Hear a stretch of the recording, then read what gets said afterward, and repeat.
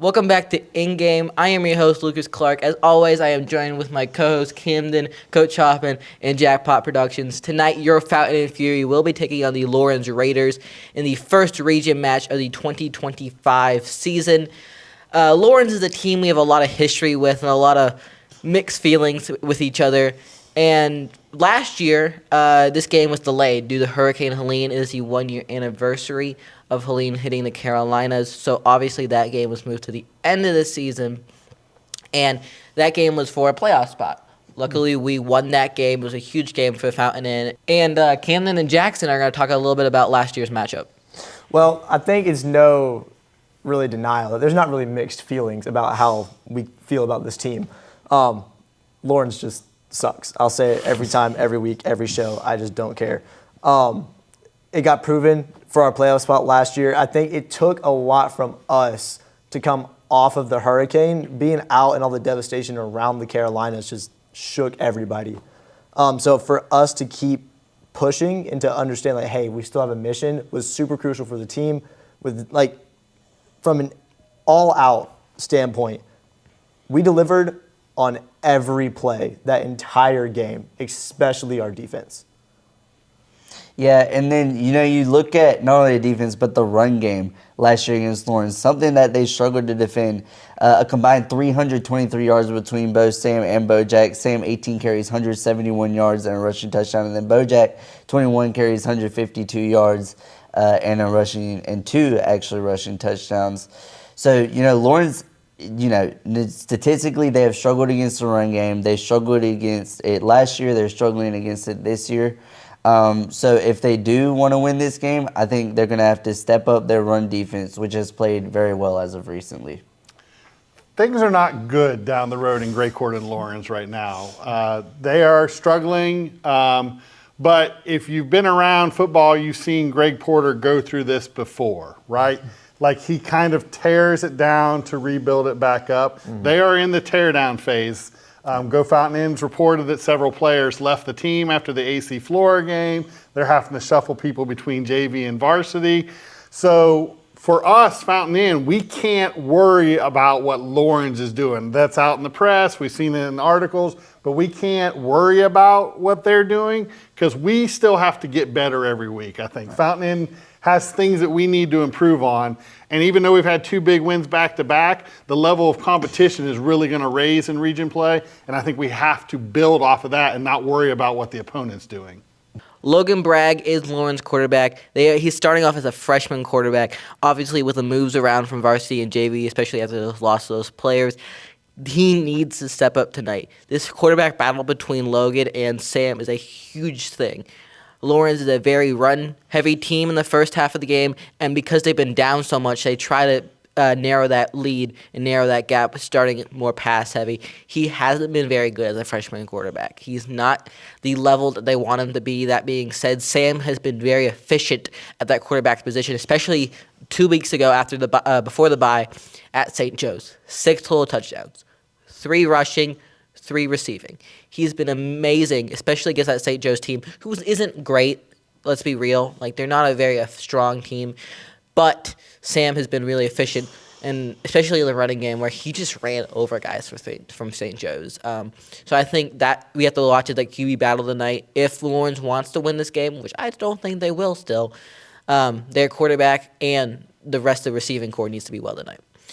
That being said, this week has been a huge week here in the 4-4. A lot of teams have competed and won and lost a couple games. So, yeah, let's see what happened this week in sports. What? Okay. This week in sports. Girls tennis defeated Lawrence in a region home match last night, 5-2. Volleyball lost to Lawrence 3-2 in 5 sets on Tuesday and 3-0 to Wren last night. Next Thursday, they take on Emerald, and it's senior night. We'll be live streaming that game starting around 7 o'clock. JV Volleyball took down the Raiders 2-0 and beat Wren for the first time in program history last night. They won 2-0 against the Hurricanes. Girls golf defeated JLMAN this week in their final home meet 163-219. Cross country won the Canley Cup this week, donating 3,100 cans this Wednesday. The boys team won the race and Derek Ashworth took first place overall. The girls came in third and Cameron Davis finished third overall. They are back in action tomorrow as they head on the road to the Woodmont Invite. Swimming takes place in the region meet tomorrow. Good luck to all the swimmers competing. It's time for everyone's favorite segment of In-Game, Pick'em. We pick the best games around the upstate, and we're going to decide who wins it. So right now, Coach Hoffman's Who in won the last lead. week? Oh, Yeah, who won last week? 7-0. Who was a perfect 7-0 last week or 2 weeks ago? I believe that was Coach Hoffman. Thank Listen, you guys. I've learned from my past experiences. Hey, when I'm we- beating Lucas, and that's all I care about. And we Listen- don't pick Daniels this week, so Smart. Yeah, Lucas has learned, but I've really learned from this experience over the last 2 shows that typically Hoffman's right. Yeah, Pickwick Hoffman picks. yeah. So I've definitely leaned this week towards, you know what? Maybe he does know what he's talking about. This is a tough week, though. Yeah. There's a lot Yeah. of even matchups this week. So This is And we are joined by Coach Key, our first ever guest picker. He's a track coach here at Fountain Inn. what? He's a Southern Wesleyan University track star in the past. What? And he's the greatest thrower that ever touched the fields of 4-4. All right. So, okay. Probably the count is what? starting off, we have a heavy hitting game between the TL Hannah Yellow Jackets and the Hillcrest Rams. Cannon, you've picked Hillcrest quite a couple times in the last couple of shows. What are your thoughts on this one tonight? Yeah, this is an interesting one. Definitely one that I'm keeping my eye on. Hannah's 4-1 walking into this game. Hillcrest suffering a big loss to Greenwood. You know, Jackson Free has been playing well despite the loss to Greenwood. 800 yards on the season, 8 touchdowns. J.K. Stroud, the wide receiver, 264 yards so far.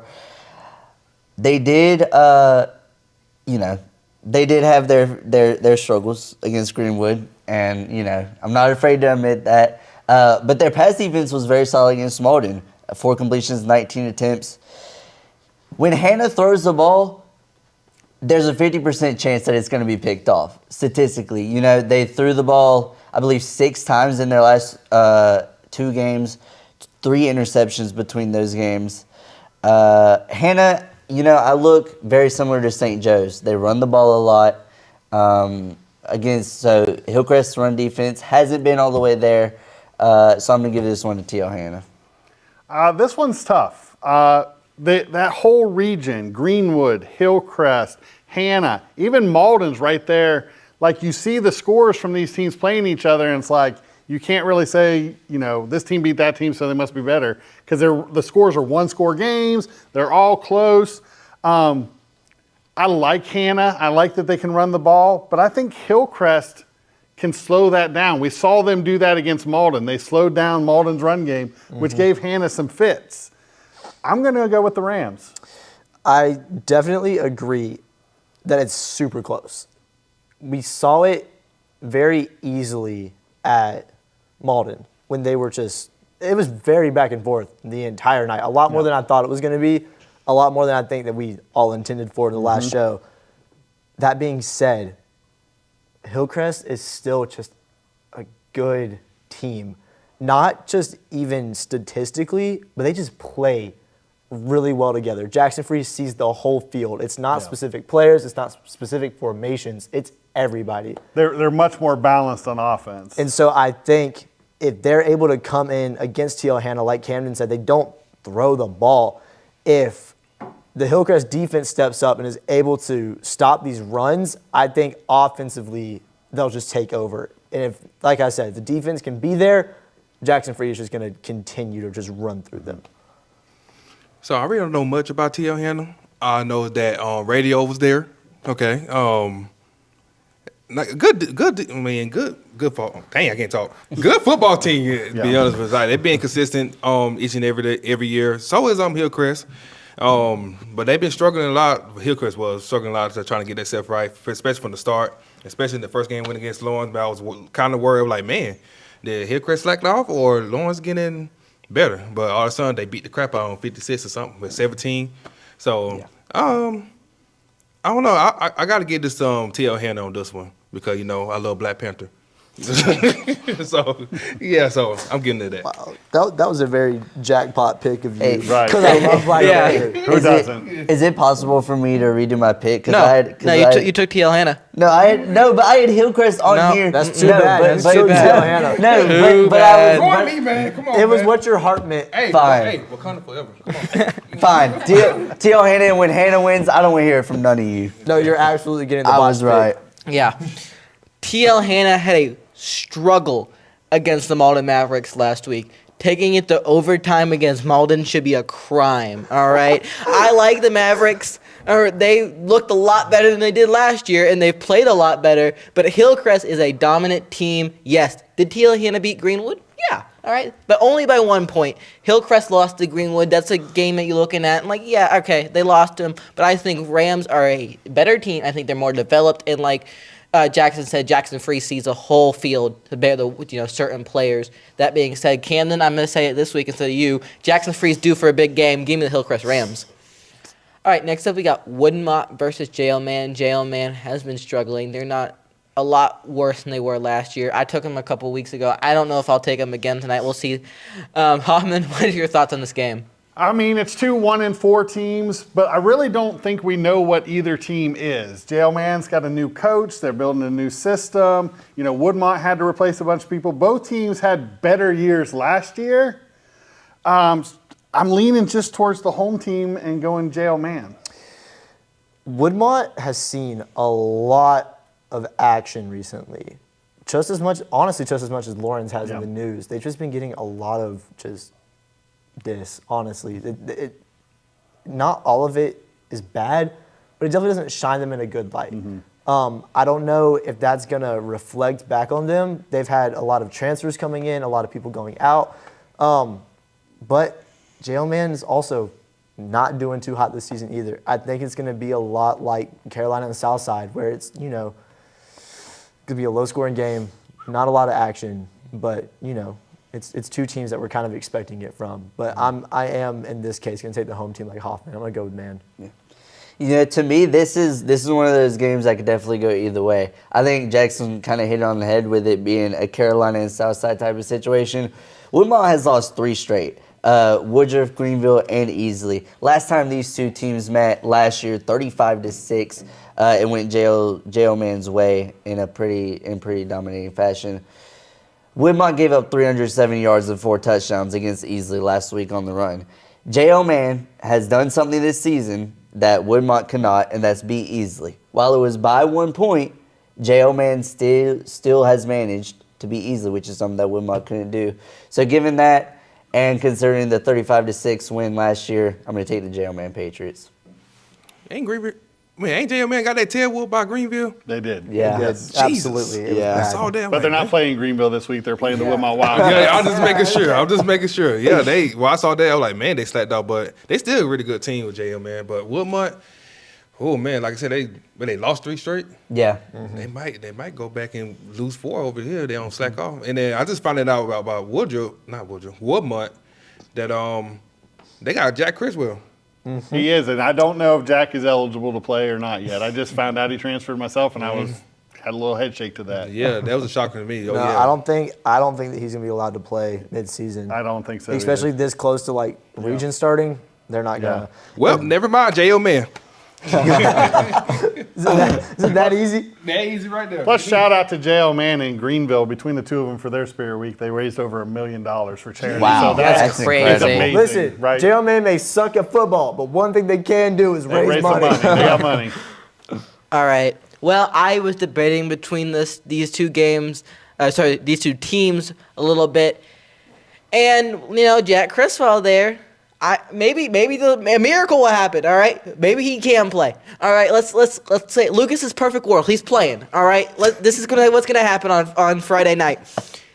Jack is gonna come save the Woodmont football program. I mean, he is a dog. He is going to lead them to a win after 3 losses. This is perfect world. Give me the Woodmont Wildcats. Next up, we got Greenwood versus Malden. Jackpot, start us off with this one.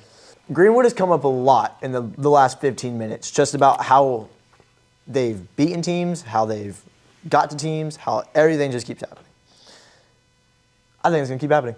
Honestly, Greenwood is on a roll, and I don't see them getting stopped, especially because they've just been going. They come with a lot of steam. They know what they're doing. Not the greatest football team we've seen, but definitely one of the betters in the upstate right now. So I'm gonna take Greenwood. You know, I think I can speak for all of us when I say that any of us didn't. You got it. I think I can speak for all of us when I say that no one expected Malden to have the season that they're having so far, especially given what kind of year they had last year. They pushed T.L. Hanna, who is a pretty solid football team, to OT last week, 28-21. However, the run game did struggle against to get going for Malden. 44 carries, only 90 yards, averaging under 3 yards per carry. Reddick Langston, starting quarterback for Malden, did get benched last game.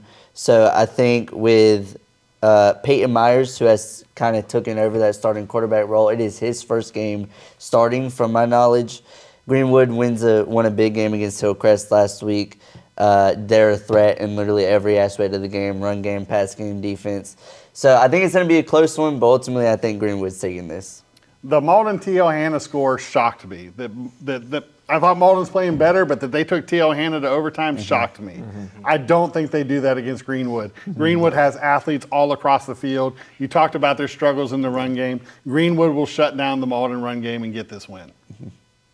Yeah, Greenwood got some athletes. They got studs over there, man. Like, they just pick people off the street and like, hey, come play football. All right. And then, man, they come with a great They good just team. go. I know. They just go. And Malden, shoot, they been impressing me this year. The way they beat us, sadly. And they go in there and have a good match with Hillcrest with a game of the week. And I'm not gonna lie, y'all. It might be an upset. So, I mean, Sight! We're going Greenwood with this one. Wow. We're going Greenwood with this one. What in the Man. We just got McAfee there. They call it the botch pick. They call it the Lucas's fantasy world. I've taken dumb teams. I've taken JL Man. I've taken against Daniel every week. I like Malden. Malden's coming at home. Did they lose last week, Kaylin? Yes. All right. Yeah, I don't care.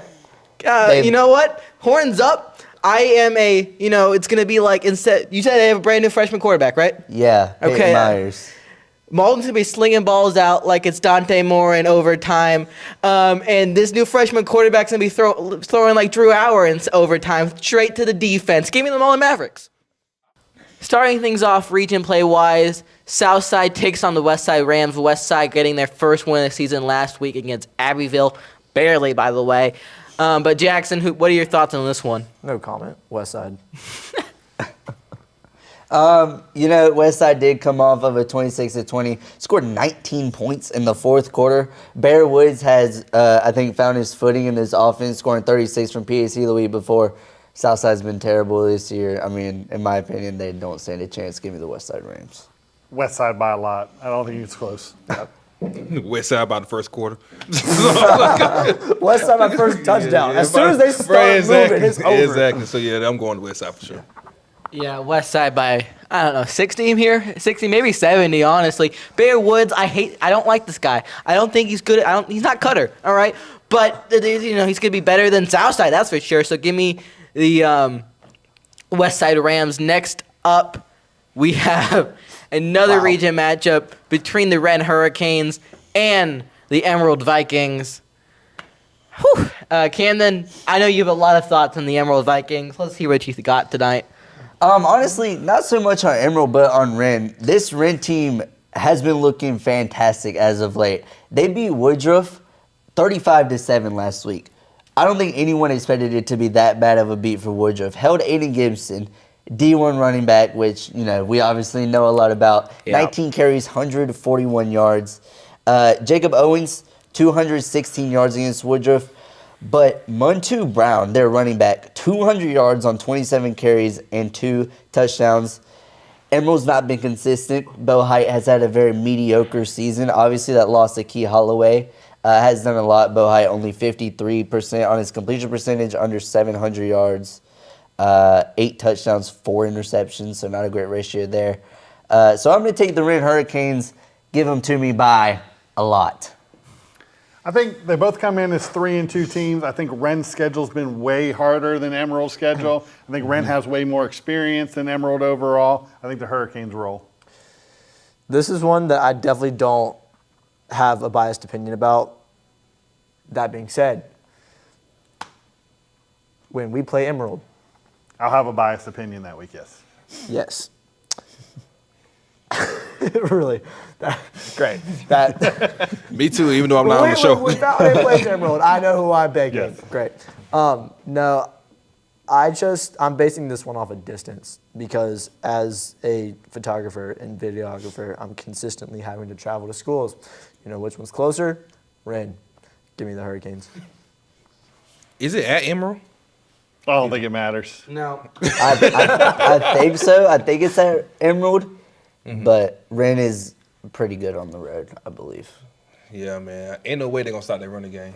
He'll be rushing for over 200 yards. Over 200 yards. That's on, freaking crazy. on Yeah. 27 So carries. Emerald, I mean, they on and off. They 3-2, and Rand also 3-2, but they went against tougher opponents. And I just know that we number one standings too. Y'all know that? What? Yeah, we We're number one in in the standings. region. Yeah, number one in the region. Well, it hasn't started. Yeah, region ain't started yet, but we number one. Hey, they just take it. I'll They take take that. it. Yeah, we just take it. All right? That's a win in my book. Uh-huh. Me and Kier are on the same page about a lot I'm of things. saying. Like we just stay looking at not stats. Right. Yeah, but Hoffman, I know you said that don't let your emotion control your picks, but I cannot stand freaking Rand, bro. Whoa! No, I'm sorry, Rand. I'm sorry I had to rant. You can cut this off too and put this on our membership only. But dude, Rand has been. They are good. I don't know why they're good at every sport for some reason. But I don't think they're gonna be good at basketball. They definitely ain't gonna be good at track no more. We're gonna take over. But other than that, I gotta get Rand to this because they're a pretty good football team, and I don't think Emory gonna stand a chance to stop that running game. So yeah, I'm going to Rand sadly. Bo Height. Y'all know my thoughts on Bo Height. He can absolutely throw a baseball and hit a baseball, and he can go yard really well. He's a dang good baseball player, one of the top baseball players in the state. He cannot throw a football. That's for dang sure. He is not a good quarterback. I don't like him at the quarterback position. Yeah, Ren's got this game in the bag. Well, it's time for the biggest game in the state. Not biasly, 100%. It's your Fountain and Fury versus the Lawrence Raiders. It's the 4-4 versus 5-5 rivalry. It is a huge game here in the 4-4 tonight. There is no doubt in my mind that we go into the field, these guys are going to be shaking in their boots. They're not going to come out here thinking, oh, we're going to win this game. Fountain Inn lost to Malden. They lost to Woodruff. We do not care. Ben Rui is going to have a absolute masterpiece of a game. I'm wearing his jersey right now. I think the Fountain and Fury win by 50 points. All right, I don't have the game going. I don't know that I have it going 50 points, but the Fury definitely dominated Lawrence last year. Lawrence is having struggles this year. They're still trying to figure out who they are as a team.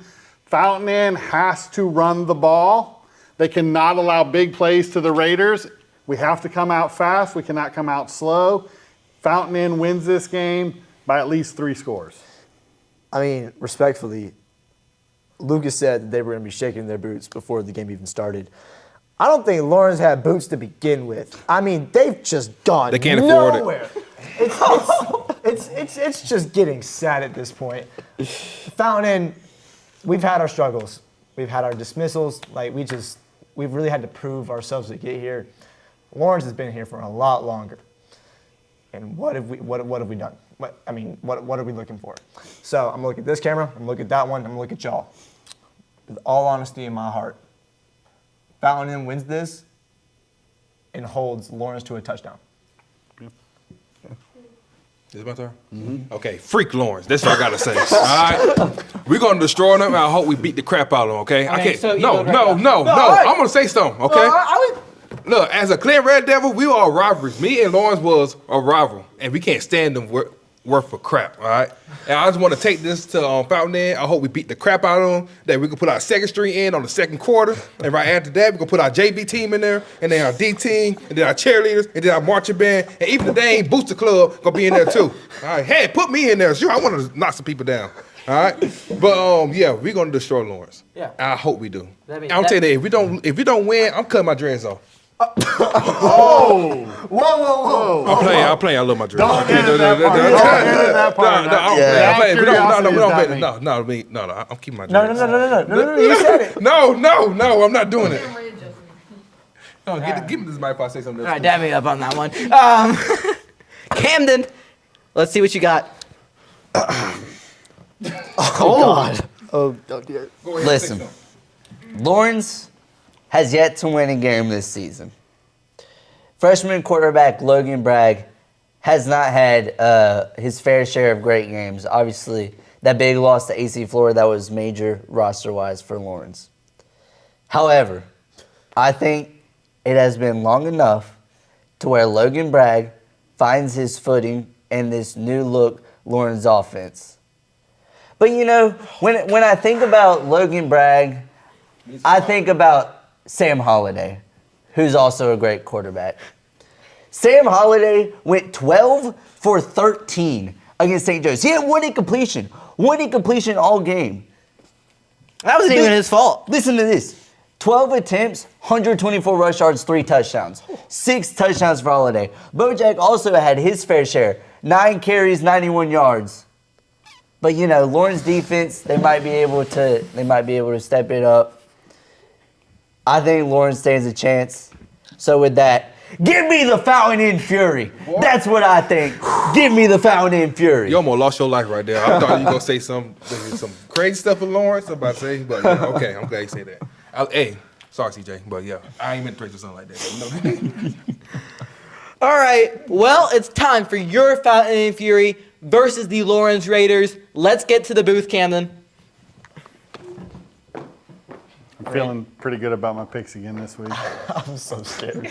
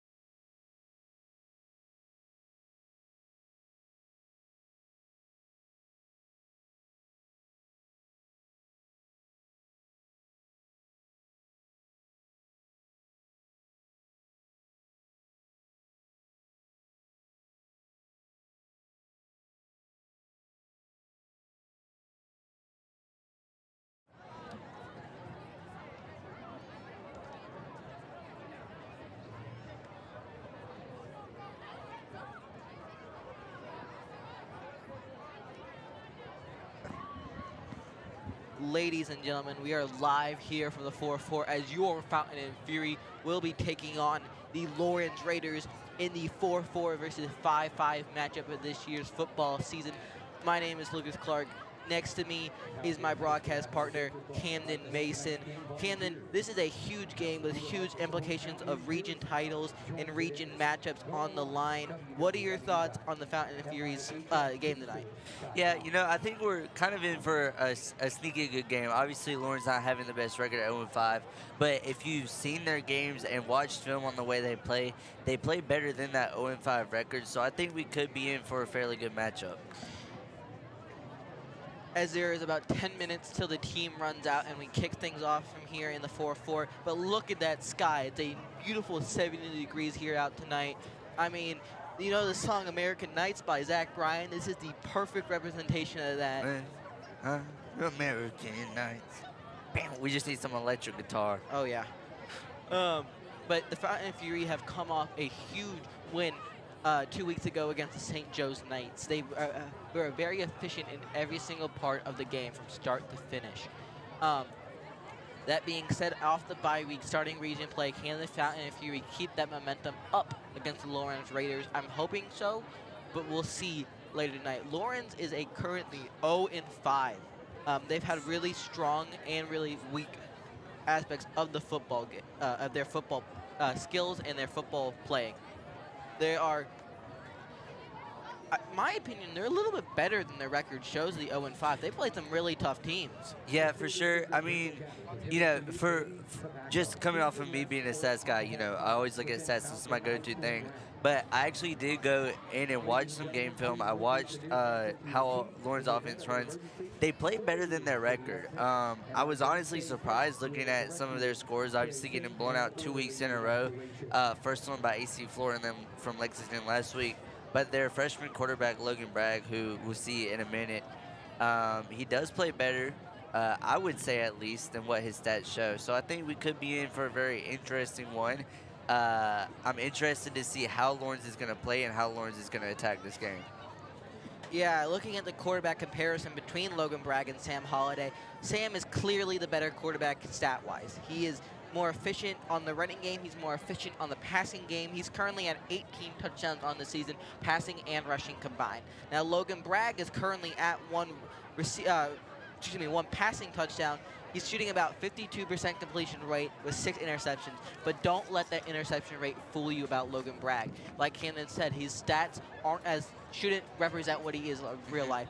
Lawrence O-line has been really struggling recently. Yeah. They put pressure on the quarterback, and then Bragg makes rash decisions. He makes not the right play and looking at things, and he throws those picks. That being said, I think we're going to see a lot from guys like Colby Flood tonight. If Colby can make those big plays on those passing decisions, that will absolutely secure the win for the Fountain and Fury, in my opinion. Not only that, I think their running game needs to be on point if they even want to have a chance to win this game. Sam, on the other hand of things, has been efficient everywhere. He is a absolute unit rushing. We saw it against St. Joe's. St. Joe's could not stop Sam Holiday 2 weeks ago, excuse me. Yeah. And that being said, you have to look at the weapons that they built around Sam, the weapons that they have around at those wide receiver positions, and you have to look at the two big guys of Ben Rui and BJ Currington. Now, Ben has been a very efficient wide receiver, having 292 yards on that season, minus the Carolina game, which we don't have stats on. 4 touchdowns overall, 2 against Carolina, 1 last week, and 1 against Malden. Now, BJ is coming back from injury. BJ was a great player against the Liberty Red Devils, not the Lawrence Raiders. The Liberty Red Devils having 6 receptions, 131 yards, and 1 touchdown in 1 game alone.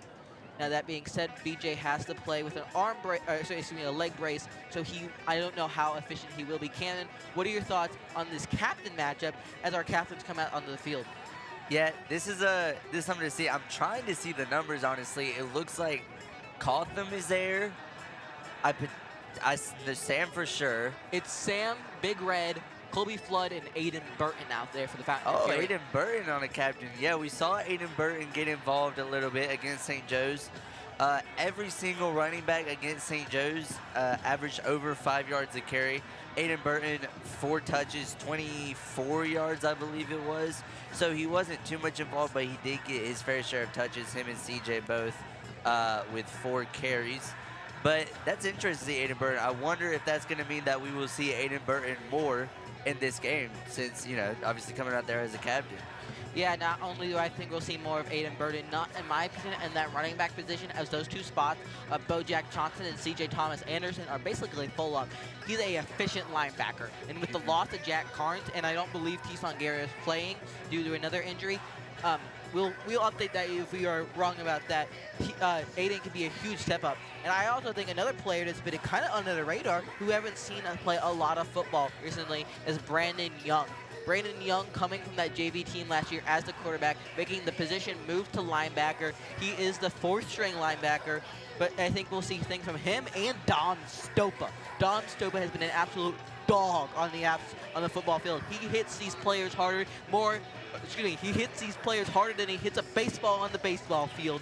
He is an absolute unit.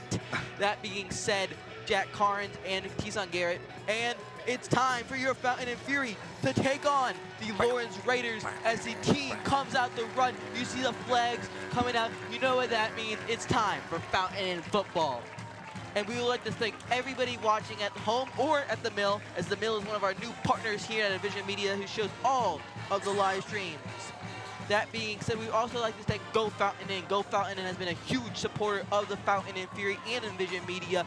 This year's Go Fountain Inn athlete was Emerson of the cheerleading team. She did amazing at their cheer competition last week. Man, yeah, so it appears Tyson is not padded up. Tyson will be injured, or will be out with the injury for this game. Jack Carnes also not playing. So 2 fairly solid losses. Tyson Garrett being a great edge rusher. Lawrence, whenever they run outside, it has been efficient. So we'll see how much that plays into the Lawrence run game, and a matter of if Fountain can stop it. Yeah, I mean, those 2 losses there. We already have some losses in the O-line with Nathan McSwain and defensive losses with Channing Lundy.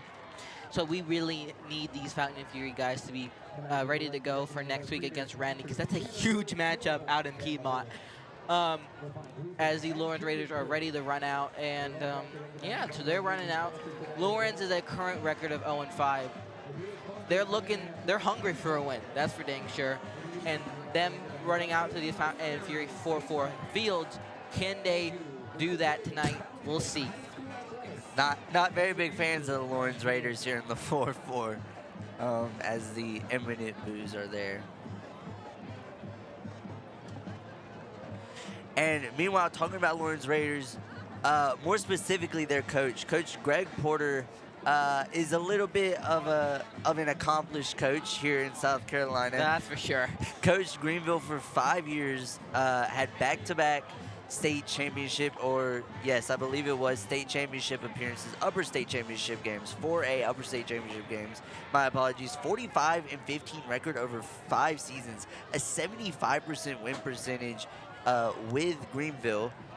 Coached Hillcrest for 9 seasons. Actually, a former state champion, Greg Porter, is coaching Hillcrest in 2014 with that great roster that they had. So, for people that know South Carolina high school football and know about coaches, this is what Greg Porter does. Greg Porter aims to rebuild programs and kind of get them to that glory. Granted, Porter was hired in January of 2024 last year, so let's see if Lawrence can pick up that almighty first win tonight.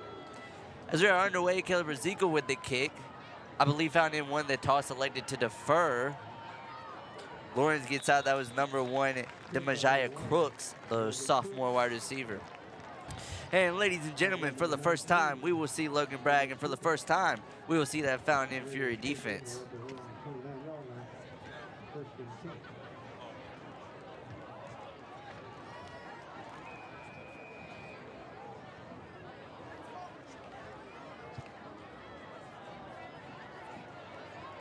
Alrighty, here we go. 2 wide receivers set up. You see 6 blockers there, it appears, on the line using the tight end. Bragg handoff, and that goes. Oh, he breaks free. Oh my goodness. he might be gone on the first play. Can Colby Flood catch him? Flood did have that fumble. He catches him, cannot get it. Man, you talk about explosive starts. That's one. Lawrence goes all the way to the house on the very first play of the game. Yeah, I mean, those losses of Jack Carnes and Tizon Garrett are bleeding out and dying immediately. We are literally just bleeding out from those losses. Tizon and Jack are big players on stopping running game. And the Fountain and Fury with that first play, Coach Nichols is absolutely going to rip them a new one, if you know what I mean, on the sidelines when they come out. Coach Anderson is not going to be happy about that one. Because, you know, the thing about Lawrence is their inside run game hasn't been as effective as the outside run, so very interesting to see that play go all the way. But you know what? First play of the game. The good news about it, still 11 minutes and 40 seconds to play in this quarter alone. Still a lot of room to work with. Fountain could very easily cut this deficit. Well, interesting enough, Fountain gets 7 on, Lawrence gets 7 on the board, first play of the game. That was a crazy play. Fountain defense needs to step their game up, like I said. Ooh, yeah. You have a lot of guys who are not going to be happy about that one. Yeah. So, I mean, that obviously does bring up the question is how much is bye week affected Fountain? You know, you come off of a big performance from St. Joe's and, you know, but you go into that bye week, that can be a momentum killer.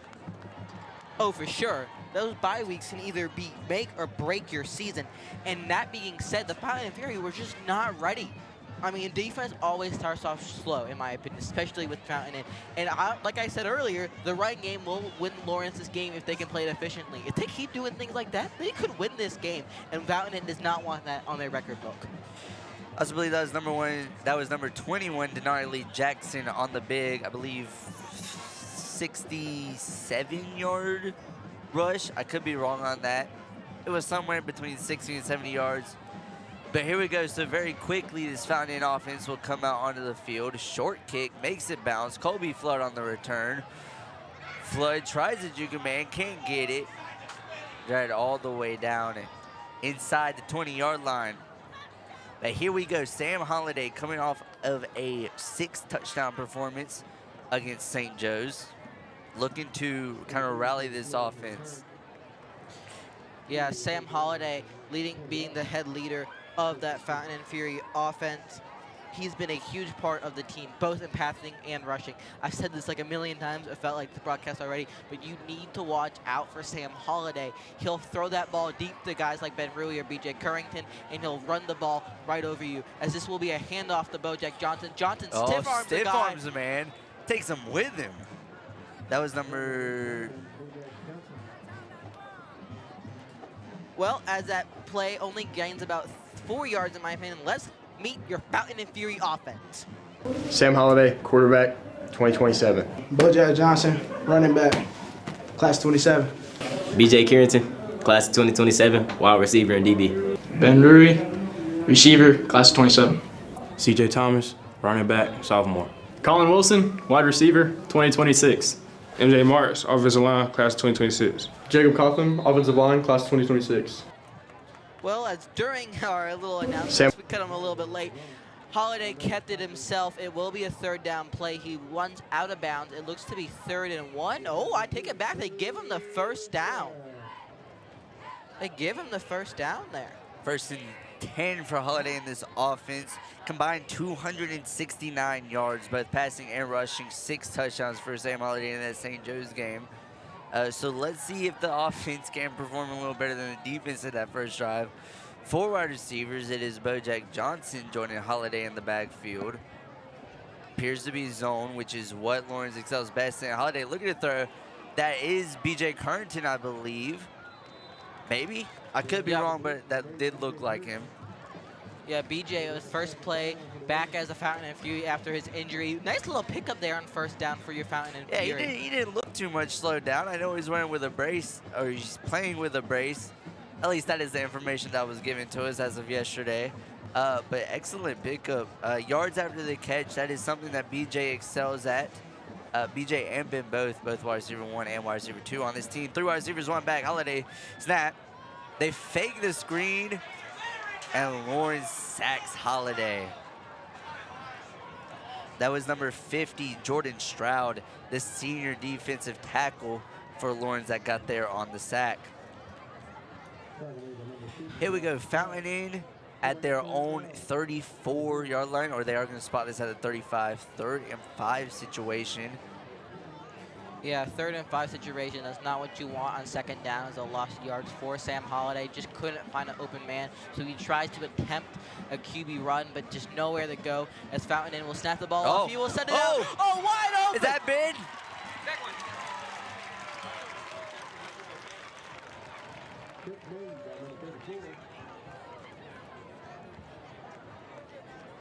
We are looking for Yeah, we're numbers. trying to verify the number. Nonetheless, a big sideline catch picks up huge yards. That is what you need to push the momentum in your favor if you're the Fountain Inn Fury. I think that was Ben. I think it was Ben. I think It looks like 11 over there. It was Ben or Colin, one of the two, but I'm pretty sure it was Ben as Bojack gets his first hit off the game. Bojack to the outside. Bojack stiff arms the man. Flag is thrown as he is hit hard at the 40-yard line. Flag thrown on the play about 2 yards behind the new line of scrimmage. It looks like we are backing up. Oh, no, it is on the Lawrence Raiders. What was the call? Was it holding? I believe so. We move up 5 yards, so that will put us at the 35. So just like that, in 2 plays, Fountain Inn goes half the field. Voice crack, whoa. From one 35 to another. Yeah, Fountain is looking really efficient right now on the passing game. The running game has not worked yet, as the Fountain and Fury have been more efficient on that passing game. This plays there, as that will be another handoff. Bojack. No, that's Aiden No, Burton. it's Aiden Burton. Yep. Aiden Burton will definitely be more involved in this offense, so we are seeing. Yeah, Fountain. You know, this is kind of what you need, though. A defense gives up an early score, but this is what you need. Fountain kind of marching in Lawrence territory, 29-yard line for the Fury. Lawrence has been playing a lot of zone, that is, or so far in this game, that is what they excel best at. Man coverage not too great for him, so interested to see. Or sorry, I should say press coverage. Holiday snap, shotgun snap, looking to throw. He looks for Ben, end zone, touchdown! Ben Rui beats his man. What a, flag on the play, flag on the play.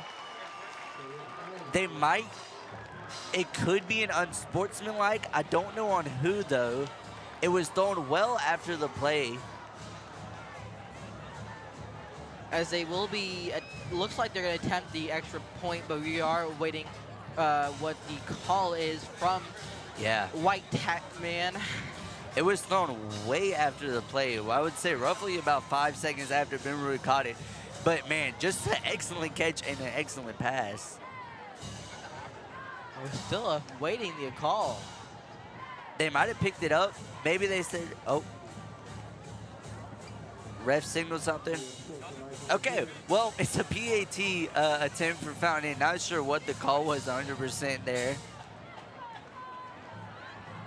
Oh, it's blocked. A blocked PAT by Lawrence, which is actually something Lawrence did have a blocked field goal against Fountain Inn last time these two teams played. So that makes the score 6-7. Yeah, no, that's something that Fountain Inn's been. Man, going back to that touchdown, excellent throw by Holiday. Excellent catch by Ben Rui, because Ben Rui was covered like hard time by that Lawrence Raiders defensive back. So just excellent to get just a few inches of separation to make that ball unreachable for him and reachable for Mr. Ben Rui. Coach Pratt won the competition to see who would do the push-ups for the first push-ups of the homecoming game. He just did some 7 push-ups. He light work for Coach Pratt. Coach Pratt is our varsity head coach this year for the lacrosse team. We cannot wait to see what that lacrosse program does this spring. Well, as Caleb Rizuka kicks things off after the blocked extra point attempt, 8 minutes and 53 seconds left in this first quarter.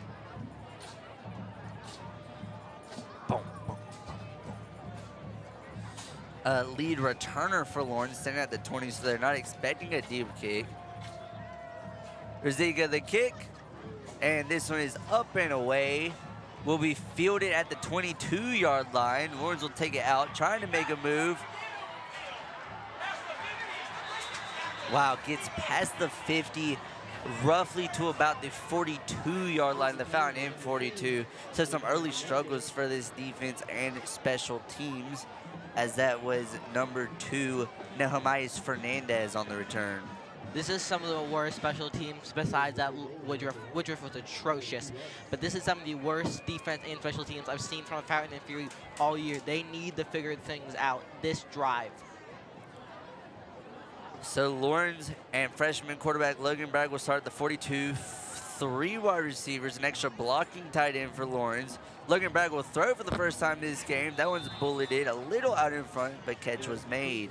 Let's meet our Fountain and Fury defense. Hopefully they figure things out. T-Son Garrett, defensive line, senior. Kyra McBeth, D-tackle lineman, and I'm class of 2027. Chase Lundy, linebacker, 2028. BJ Lundy, class 2027, receiver and DB. Jack Carnes, I play linebacker, and I'm in the class of 2026. Dominic Stopa, 2026, inside linebacker. Aiden Burton, running back, linebacker, class of 2028. And Mekhi Washington, I'm a DB, and I'm class of 2027. Terrell Tate, DB, senior. Kobe Floyd, DB, class 2027. Xavier Broughton, class of 2027. I play free safety and receiver. Well, as that play just happened from the Lawrence Raiders, absolutely stuffed up in the nowhere to go there. 3rd down for the Raiders, 3rd and 5. 3rd and 5 on the 37 for the Lawrence Raiders. Let's see what Logan Bragg and Greg Porter have for this Lawrence offense. Lawrence excels in short and screen passes, something to keep in mind walking into this game. 4 receivers there. Logan Bragg was looking screen. He's going to use his legs, fakes it, and manages to get the first down. That is something Logan Bragg does have very good play awareness. He is very similar to Sam Holiday in the way. He didn't get it. Oh, he didn't get it? Nope. Okay, it looks like it's going to be a 4th and short. But as I was saying, Logan Bragg is very similar to Sam Holiday in the way that they both tend to use their legs when no one is open, and both fairly efficient in that area. Yeah, it looks like the Lawrence Raiders will be going here on 4th and short. Fountain Inn needs to stop him here. This is an interesting play call. 4th and 1 on the 7 minutes. So we're bringing in big man on the D-line. I think Fountain Inn's expecting a run. It does not look like it's... Oh, there's a guy wide open on our left side here. Handoff to the middle, and they will get it, I believe. They're debating it, though. Fountain Inn saying it's going the other way. Are they going to bring out the chains? It looks like it's short from up It's here. short. Yep. Yeah. It is short, so Fountain Inn will get this ball back. Turnover on downs early from Lawrence. Interesting play call. They're going for it. 4th and 1 with 7 minutes left in the first. I mean, I get wanting to get points on the board, but man, So bringing in those extra big men, D tackles, helped out with their defending that inside run. They figured that was what Lawrence was going to do. Obviously worked so well for him in the first play of this game. Yeah, Fountain Inn, amazing play there by the defense. Finally figuring things out. Fountain Inn has a chance to take the lead here in this drive as Sam Holiday rolls out. Just forced to throw it away, being pressured a good amount, but you saw number 77 there for Fountain Inn get the lead block. Yeah, Fountain Inn there. Sam nowhere to throw to. The only receiver he had was cross-body, and those plays are hard to make. So smart there by play by Sam, not trying to force anything and even attempt the chance of Lawrence to pick things off. Here we go. Holiday will get set for another snap. 4 wide receivers, 1 running back. 1 running back. 3 wide receivers, tight end, I should say, as Bojack gets handoff, outside handoff. Oh! Looking to make a move. Bojack does make a move. Jukes one, tries to stiff on the other. Bojack wrestled down to the ground pretty much after what looks like to be about a gain of 4. I want to play a game here. How many Lawrence Raiders did it take down? How many Lawrence Raiders it takes to stop Bojack Johnson? It took a lot. Took at least 4 on that play, as Bojack did come out for Aiden Burton. for this play. So Burton in on this play. 3rd and 4 from the 40-yard line. 4 wide receivers for Holiday. Shotgun formation. Appears a play call from Coach Nichols, or sorry, an audible. Aiden Burton will flip sides on Holiday. Shotgun formation, snap. Holiday drop back, looking to throw, screaming pressure off the edge. He finds his man. He's not gonna make it though. Does not make it. It was a catch behind the line of scrimmage. Yeah, good play there by the Lawrence Raiders defense, making sure they do not get that first down. That will be 4th and short. You're kind of in a no man's land territory where if you don't convert on 4th down, as they send the punt team on, if you don't convert on 4th down, you're giving the Lawrence Raiders good field position, but Fountain not able to capitalize on that play as the score is still 6-7. Caleb Rizuka out here on the punt. There is a little bit of wind. Let's see if Rizuka can make a nice kick. It appears the wind is pushing opposite of the football. I could be very wrong though. I stuck my finger out to see, so you never really know. 5 minutes, 17 seconds remaining in the first quarter. Oh, that's high snap. High snap. Rizika able to get off the punt though, as Lawrence didn't really pressure people. They kind of stick to blocking on these punts, as that's going to be a really lucky bounce for Lawrence. Will put them at their own 39-yard line. Fountain's defense needs to make a big play here, just like they did on the last possession for the Lawrence Raiders. They need to, again, like I said multiple times, make the big stops on running plays like they weren't able to do the first drive. Ooh, we're having a little bit harder time speaking today, Camden. As your Fountain and Fury are looking rough. I hate to say it, but not capitalizing there on offense, making mistakes that they shouldn't be. They need to tighten this game up. Here we go, 4 wide receivers. Logan Bragg, roll out. We see this a lot from Lawrence in their previous games. He was pressured very good, able to get the TFL. Flag is thrown on the Lawrence sideline.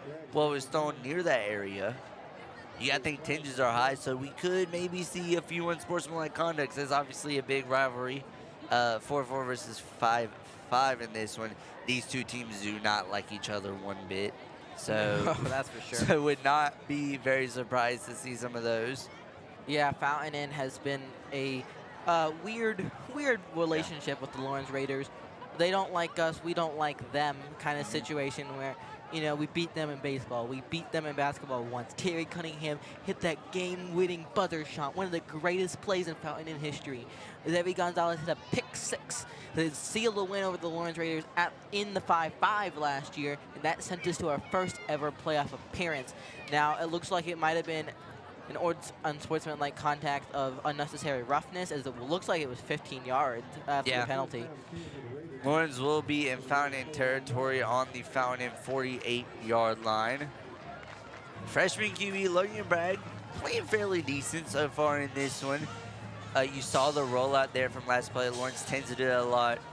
But, you know, we haven't really seen that much. So maybe Lawrence is kind of switching things up on offense. We have 3 wide receivers, 1 tight end. Logan Bragg is back there with, I believe, Damari Lee Jackson is the running back. Bragg. Here goes Jackson on the handoff. Go to this outside run. This is a word for Lawrence. Jackson just... Man, Jackson is very good at avoiding tackles and avoiding players. Yeah, they actually have Chance McClure out there on the defensive side of things. Number 1, it looks like. He missed a big tackle there. Man.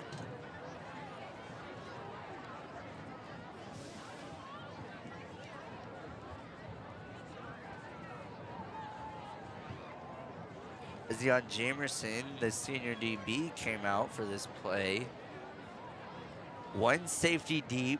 Fountain expecting a short pass, it appears, just based off of the defensive formation. 4 wide receivers. Offsides. Wow. Pretty much the entire D-line jumped offsides right there. That's gonna, yeah. Man, these free yards are costly for Fountain. 20 yards alone off this drive. Just off of penalties alone. And I'm looking down there on the field, I'm just realizing Mekhi Washington, number 7 for the Fountain and Fury, another big defensive player. injured. We're looking like I don't even know what. Look the like the right- San Francisco 49ers out there. I mean, how the amount of injuries. hospital? Yeah. Here we go. 4 wide receivers. Bragg drop back. Look at the throw. Goes first short down. again. Oh my God! They can't tackle the guy. Man, that was number 7, Travion Robinson on that play. Fountain's defense going through some early struggles. Cannot seem to get tackles. Just down the first time. Coach Key earlier on the pregame show was talking about how we want to see the second string playing, how much we're going to kick their butts. We're kind of seeing it right now with the defense, how injured the team is, and Yeah. it's showing. I mean, you lose your biggest edge rusher in T-Slon Garrett. You lose linebacker Jack Carnes, who has been playing fairly decent. Motion from number 7 for Lawrence. 3 wide receivers, potentially a screenplay here. Nope, yep. Screen on the left side. Bragg decides not to take it, just rushes out for a gain of about 2 yards. Travion Robinson is a freshman wide receiver. He was the guy who had that very big play. It's pretty big for a freshman, you know, at least stature-wise, fairly tall. But you look, Travion Robinson so far has been playing, this entire Lawrence Raiders team has been playing really good so far. And just Fountain struggling, cannot seem to find an answer so far. And I think this is where you start thinking about how much that bye week, I know I've talked about it before, but that thing a bye week can really affect a team's momentum, especially, you know, if they had a 2-game win streak going into the bye week. You know, not playing against a real team that's not a scrimmage, that can affect a team. As they will go a loop around motion, goes for the screen. Bragg pressured big time. Can Fountain get home? They can't before Bragg throws it away. Fountain wants intentional grounding. They I will was not say, get like, it. what? There's nobody in the area. 0 air. Oh, now they throw the flag out. Yeah. They could have been contemplating it. Maybe Greg Porter was talking to the refs or something about it. Who knows? Yeah, no I mean, wide receiver in there. 0 wide receiver up in the area. I mean, about to get a big loss for yards play there. That is just not the right smart. I'm honestly just don't take the loss of yards there by Bragg. Now you're going to back it up even more, 3rd and deep. Honestly, so far they could be playing their own home stadium right now to a first down. You honestly think if they would have fared better just taking that TFL? Actually, I don't know. TFL was about 5 yards out from the line of scrimmage. Oh, they're backing it up even more. Yeah. It's going to be a 3rd and 15. I said they would be, I thought it was far before. I said they could be in their home stadium, how far they away for the first down they were. Now they're even further. 34-yard line, their own 34, 3rd and 20. Yeah, Lawrence has a lot of room to make up. Let's see if they can do it. They do have a wide receiver singled out on the left. Keep an eye on that. Bragg looking to throw deep. He looks to that wide receiver. Oh, Dion! Great coverage by Dion Jamerson, the senior defensive back. Man, you figured Travion Robinson, that is their go-to guy so far. But Dion Jamerson, excellent coverage. Really great there. Really great coverage there by Dion. I honestly thought he could get the pick there as the ball was a little underthrown there. I didn't think he could even get to the Lawrence receiver. But you kind of look at that. It seems to appear. This is a heck of a long field goal. Yeah, he's going to be. Let's see. Ball is about the 34. He's 10 yards out. This is going to be about a 55-yard field goal, if I'm not wrong. It's up and away. Is nowhere near. It is lined and far to the left, so field goal no good for the Lawrence Raiders. That was number 15, Brock Franklin, on the attempted field goal.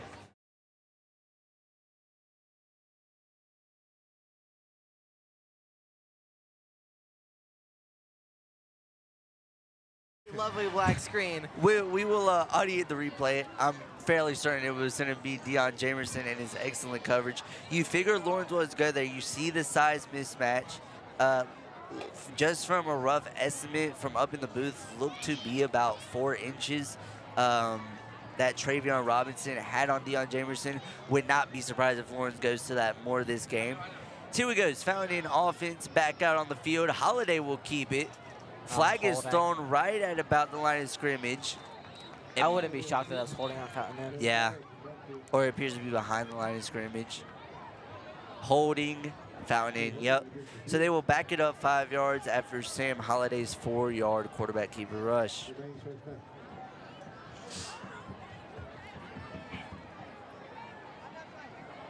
Here we go. Fountain will be inside of their own 20-yard line. Inside their own 10, as a matter of fact. Wow, they got pushed back far.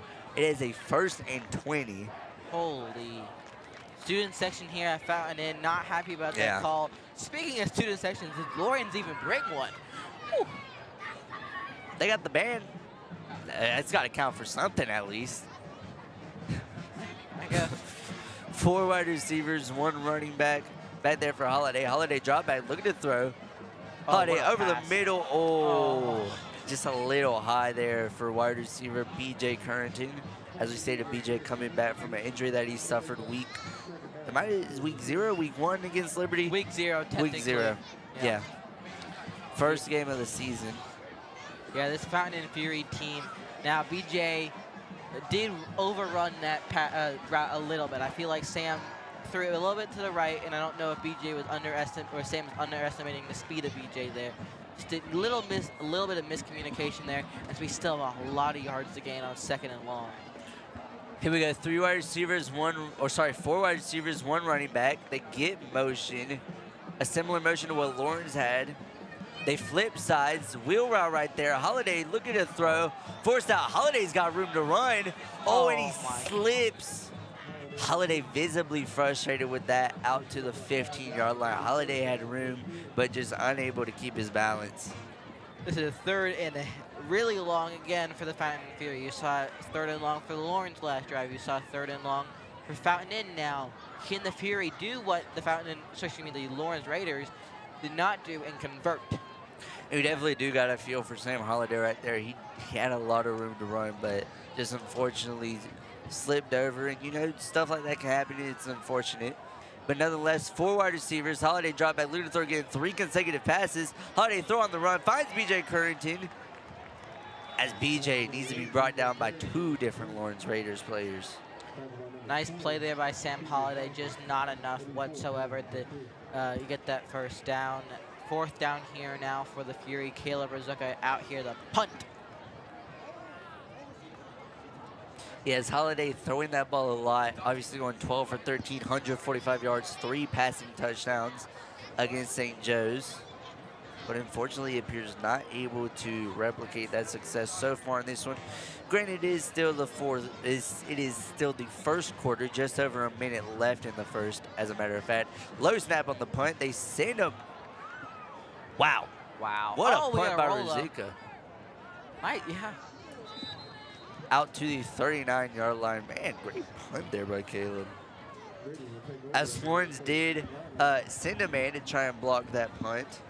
Apart from the last time Fountain Inn punted, sent no one, kind of focused all on blocking. With less than a minute here in the 1st quarter, this game is reminding me a lot of a game that we faced last year at home against the Liberty Red Devils, week 0 of last season. We came in there with a lot of confidence that we were absolutely going to destroy the Red Devils, and it was a really close 1st half. And maybe the Fountain Inn Fury can get things understood at halftime and come back here and start things off strong. But, they just not been playing at the standards they should be. As Logan Bragg, big pass completion. 5-yard out route there. Maybe a little more than that. Probably about 7.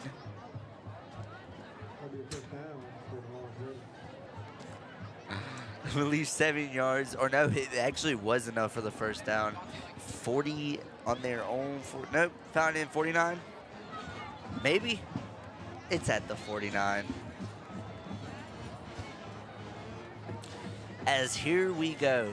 Lawrence potentially trying to get some more points on the board before the 1st quarter ends. 44 seconds remain in the quarter. Bragg, shotgun snap, low snap. Out route again. Boom. and a very low tackle, which works out pretty well, only 1 yard on the play. I was hoping for a more exciting tackle there. I thought it was about to be a Cam Chancellor type layout, but nice stop there by the Fury, making it second. I don't think they gained anything there. It looks to be 2nd and 10 still. This is the thing Lawrence does a lot. They go short, they go to their out routes, they go to their screen passes. It is working fairly effectively for them so far, as there will be a timeout called. Trying to figure out which side it was. The clock is being reset to 35 seconds.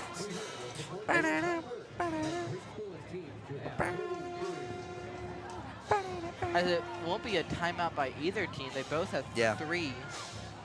Maybe an official's timeout to reset the clock.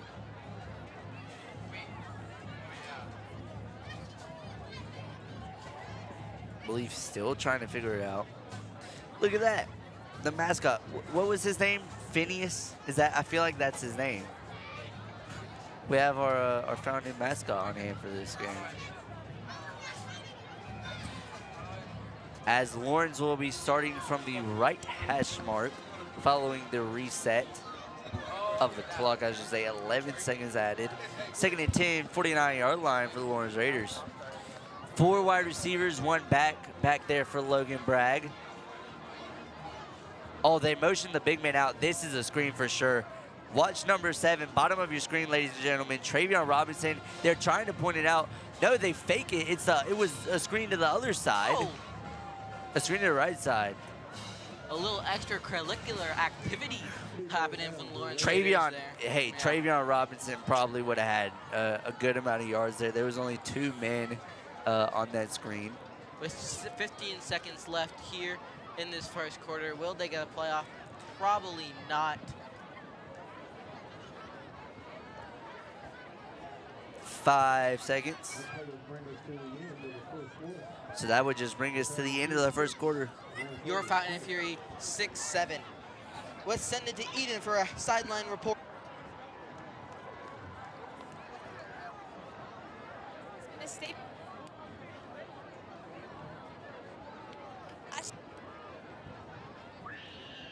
When this year's race hadn't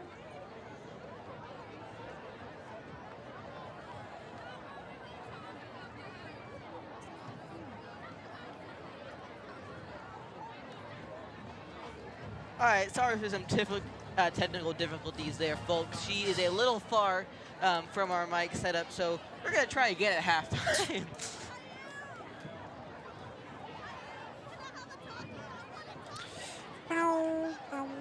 But Eden there.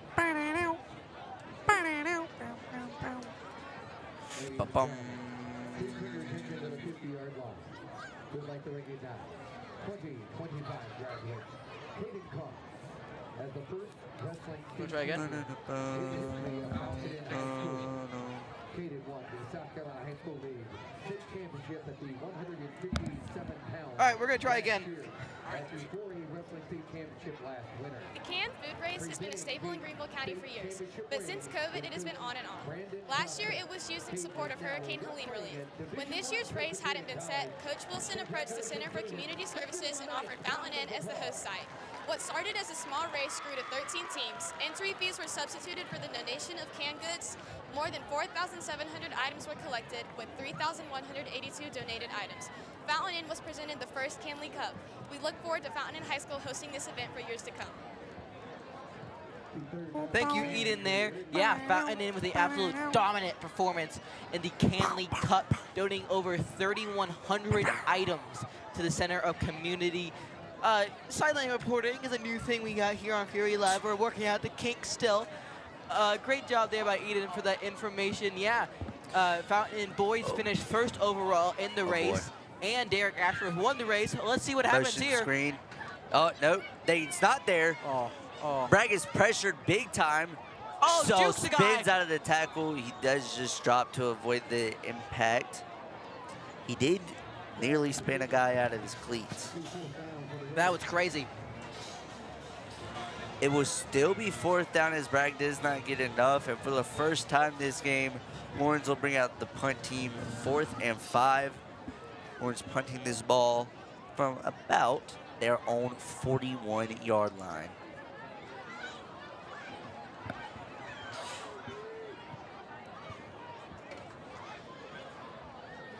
Snap, punt is up, and it is away. A fairly decent punt. Fair Calls catch. for the fair catch, as Fountain will start this drive at their own 17-yard line. Whew. Oh, Anderson is not happy right now. Anderson with a broken arm and a cast. Not even a broken arm can stop Coach Anderson's enthusiasm towards his defense. So let's see what Coach Nichols, Sam Holiday, and all the other players have in store for this drive. This is a big one. Fountain down 6-7, down by 1 point, but you know, still every score matters in a game like this. Holiday handoff that's going to be Aiden Burton, I think it was. Is Aiden It's Bojack. It was Ken. Stop Bojack. getting people's names wrong. Come on, man. Yeah, yeah. It's all good. That'll be a nice first down attempt there by Bojack Johnson as he comes off. Hobbling a little bit. Hopefully everything's okay there. Yeah, Bojack is hobbling. Remember, Bojack did come out in the St. Joe's game, I believe, with a similar leg injury. So C.J. Thomas Anderson and Aiden Burton filled his spot. Holiday drop back, look at the throw, finds B.J. Currington. Currington makes a move, makes a man miss. Currington's going out to the 46-yard line. Excellent yards after catch for B.J. Currington.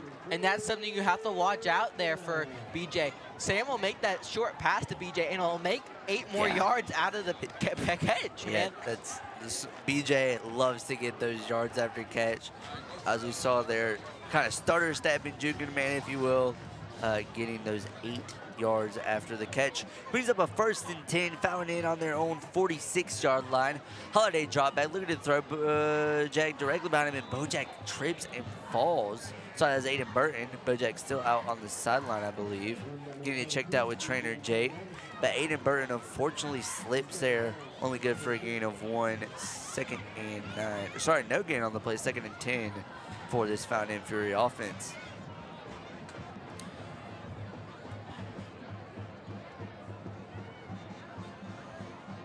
Here we go. We got 3 wide receivers.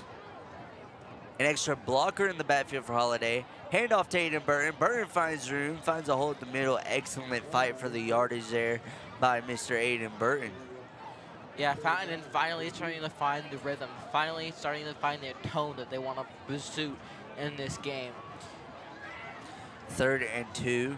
This is the thing, you know, I think obviously coming off of the bye week, you kind of got to get back in your groove. Having that big 40-plus performance against St. Joe's. But, you know, not playing a game for a week is a lot of time in football. Holiday keeps it himself and gets back ankle tackled by Logan Martin, the senior linebacker. Fountain only needed 2. We'll see if they get it. The refs are waving off something. They are calling out the change to see if Sam Holiday did get it. Reminder, Fountain only needed 2 yards.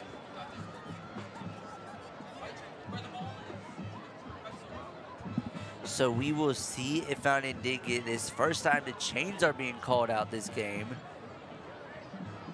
Oh, it's going to be close.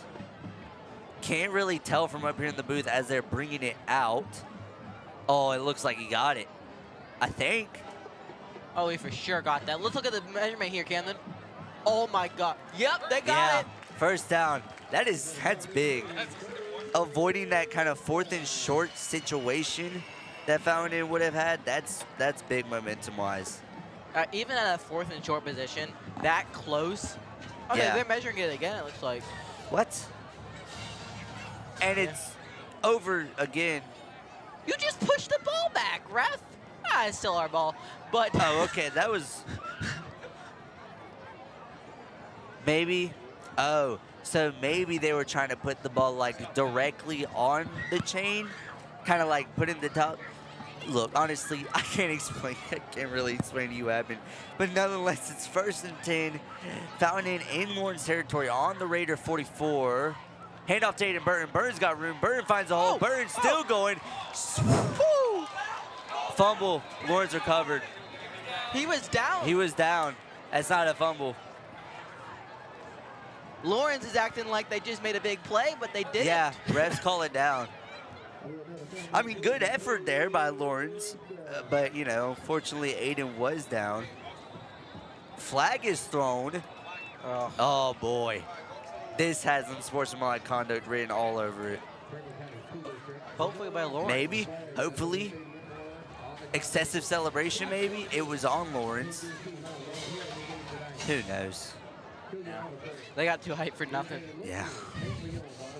Also, with that little ball move, I was thinking that Greg Porter put the refs on their payroll, but it's okay. It's all right. All right. 8 minutes, 56 seconds remain. Still a very low-scoring one-score game here in the 4-4. 7-6 the score. Yeah, it's official. It wasn't sportsmanlike conduct. We saw that coming a mile away. But Sam Holiday and the rest of the Fountain Fury offense need to make sure they do not even attempt or let the ball, or excuse me, attempt to have Lawrence get another possession here. Obviously, there's 8 minutes and 56 seconds left in this first half, but Fountain needs 6. Woo! This game's exciting, Camden. Yeah. No one expected this, honestly. Which, I mean, actually, with that score, Lawrence has scored their first points in over 2 games. So, you know, exciting times in Lawrence. Take the wins when you can take them. Yeah, hey, you know, no shame. You take points when you get them, take wins when you win them. As here we go, after the downs reset from the chains moving in, the unsportsmanlike conduct, and the fumble that wasn't really a fumble because Aiden Burton was down. We are at 1st and 10, Fountain in on the Lawrence 29. They are going to move the ball up from the unsportsmanlike. I'm calling it right here now, Camden. No, I'm not actually an after jinx. No, Not gonna say don't anything. say anything. As a matter of fact, just like be quiet while we're in the red zone. There we go. Oh, man. All right, 4 wide receivers, 1 running back. That is Aiden Burton. Maybe Bojack. Bojack might be in the game. Holiday snap. Look at the throw. Or, sorry, a handoff. That is Aiden Burton, I believe. Gets out to inside the 10. And the nice thing about this right now 7-yard line is that we can pick up a first down without scoring. So if we, you know, we don't need to score a touchdown here to, you know, get the first down. So get another 3 or 4 yards. No, it's 2 yards. My bad. 2 yards. You get out to the 5, downs reset. You are put at a 1st and goal scenario. Camden speaks everything better than I ever would. All right. Aiden, yeah. Aiden Burton's still back there. Bojack's still on the sideline after coming leaping off the field. Holiday takes it himself. Holiday, touchdown! Fountain Fury! Sam Holiday goes 7 yards in the end zone to put the Fury up in this one. Sam Holiday with a beautiful QB keeper. That's his 2nd touchdown of the night. That makes him at 20 touchdowns on this season. Sam, as an absolute dog, like I said, watch out for him rushing, because when you're in the end zone, who knows? It might be a pass, it might be a run. One thing's for certain, it's a Sam Holiday touchdown. What an excellent run there. Also, just able to find the hole, find the gap, followed his blockers, and carried a man with him into the end zone. Razika's extra point is blocked again. We just got to go for 2 from now on. Honestly, I was thinking we were going to go for 2.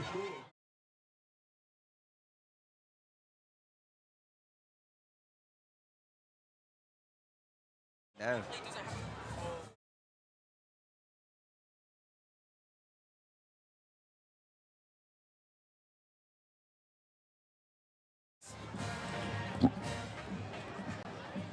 So excellent run there by Sam Holiday, able to find his holes, find the gap, and, you know, executing perfectly.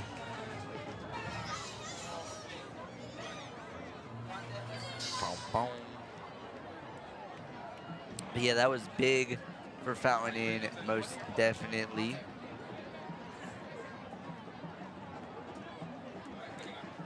And as replay system. Not working, guys. Our replay system. Let me replay it for you in your heads. Oh my goodness, Holiday. Snap, fakes play action, keeps it himself, touchdown in there for 7 yards. Fountain Inn takes a 12-7 lead. Reminder, Fountain Inn does get the ball back at half, so I think if you're Lawrence, it would help if they could score here. Obviously 8 minutes left, so you may have a time for another drive after Fountain Inn. Excellent kick there by Caleb Rzika. Fielded at the 5 for the Lawrence Raiders, trying to find his holes. Ankle tackle, tackled big time. Tackled inside his own. He's still on his feet, but they blow the whistle. Tackled at the 14-yard line. Excellent special teams defense there by the Fountain Inn Fury. All right, we can officially see the replay, I think, now. No? All right, never mind.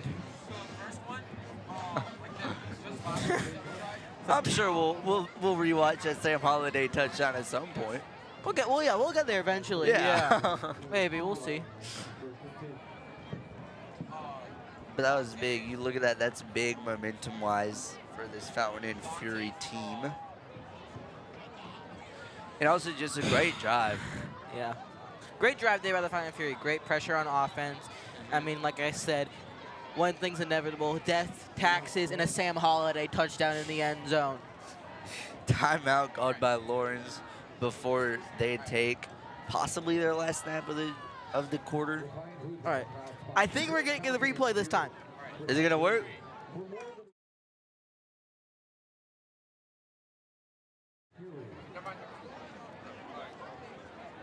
Hey, that's okay. Fourth time's the charm. Fourth time's the charm.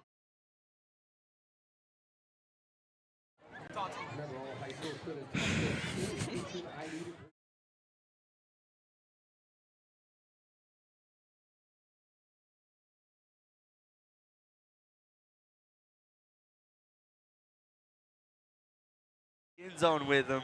Dude, we just put up LaMelo Ball numbers on the amount of shots we just missed there on the replay. Whoa! Okay, all right. We just put up.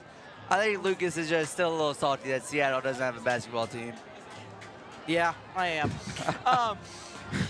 As the Lawrence Raiders have 7 minutes and 59 seconds to score some points here in this drive. Fountain Inn 3 timeouts, Lawrence only 1. This is the first time Logan Bragg is starting inside of his own 20. Well, actually, they're at the 21. Inside his own 25. They got an extra blocker in the backfield. Bragg handoff, whistle's blown. Flag is thrown before the play can begin. False start. Lawrence Raiders. And so this ball will be moved back.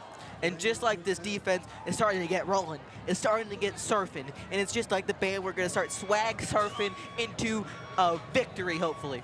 But the question is, if you do go into halftime, can you keep the ball rolling? Obviously, offense with a very good drive. Defense looking pretty great so far. 7 minutes, 58 seconds remain. Lawrence first and 15 on their own 17-yard line. So they have to get out to the 33-yard line in order for a first down. Here we go. Let's see what Bragg and Greg Porter have. 3 wide receivers, 1 running back, extra blocker right there. Bragg roll out, jukes the other way. Flag is thrown again right about where Bragg made his cut move. They're going to bring that ball even further back, I believe. Yep. Holding on the Lawrence Raiders. So what is that, 10-yard penalty? 10 yards for holding? I think. We're football nerds. We should know this. We should know this. I think it's 10 yards for holding. Yeah, it's 10 yards. So they'll be first and 25 at their own 7-yard line. So now they will technically start the drive inside their own 10-yard line. Oh. But we did kind of talk about earlier that this O-line for Lawrence, hasn't been playing their best football as of late. I feel like we're kind of seeing that early. Some decent pressures from Fountain Inn and 2 consecutive penalties on the O-line. Backs Lawrence all the way up to the 7-yard line. Bragg drop back, look at the throw, looks to his right, has a wide open man, and his ankle tackled. Travion Robinson able to make the play. Does not get the first down. It will be a 2nd and 1 scenario. So decent play there by Travion Robinson, able to make up all 25 yards. Actually 24, short by 1. 2nd and 2 on their own 29-yard line. Logan Bragg. Is that a toss? The first time we've seen a halfback pitch. First and he down, gets some though. solid yardage. First down for the Lawrence Raiders. That was a very solid 2 plays there by the Lawrence. Beautiful pass by Logan Bragg to the Lawrence Raiders wide receiver. A nice little pitch back there for the first down. That was interesting. You don't really see that often with the Raiders. Normally it's, either a outside handoff or an inside zone. First time we're seeing a pitch this game from Lawrence. So possibly could be trying to change things up to get some points on the board before halftime. Lawrence 34-yard line, their own 34. Logan Bragg, the freshman quarterback. Watch bottom of your screen. I believe they do have a taller corner. Oh, nice play As there. he goes up the middle, that is number 2, Nehemias Fernandez. So it was Denari Lee Jackson who had that first big rushing play and rushing touchdown to open up the game for Lawrence. But Nehemiah Jackson has seen Nehemias Fernandez has seen majority of the snaps. It'll be Fernandez again. Fernandez gets to his outside, breaks that tackle before he is dragged down by the Fountain Fury. Gets out into Fury territory, will be at the Fountain 49-yard line to continue this drive. 5 minutes, 54 seconds remain.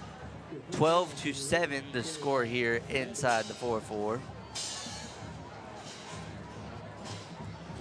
2 wide receivers for Logan Bragg. Handoff again to Fernandez. 3 consecutive handoffs. Goes to the outside, shoved out of bounds. Nehemiah Fernandez is running over this Fountain defense so far in this drive. Yeah, Fountain Inn has been one of those teams that has struggled against the run defense. You saw it against Woodruff.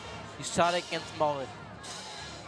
St. Joe's was so bad they couldn't even run the ball, but when they did, sometimes they make positive plays. They're showing it again tonight. Lawrence is running all over us on this drive. Yeah, this time they stuffed though. All a little pushing and shoving after the play. Just a little bit. A little bit. Yeah, I'm sure it's just some friendly banter down there. Sure they're trying to catch up on what all they missed from last year. But yeah, Fountain only letting up 114 yards on 35 attempts against a very solid St. Joseph Knights team who did average roughly 150 to 170 yards per game. So they were able to do something other teams couldn't against St. Joe's, and that was stop the run. But those outside zones, outside handoffs is working for Nehemias Fernandez. Logan Bragg finds a screen pass again. Can't make the first chance tackle, make the second chance tackle for a big 1-yard TFL.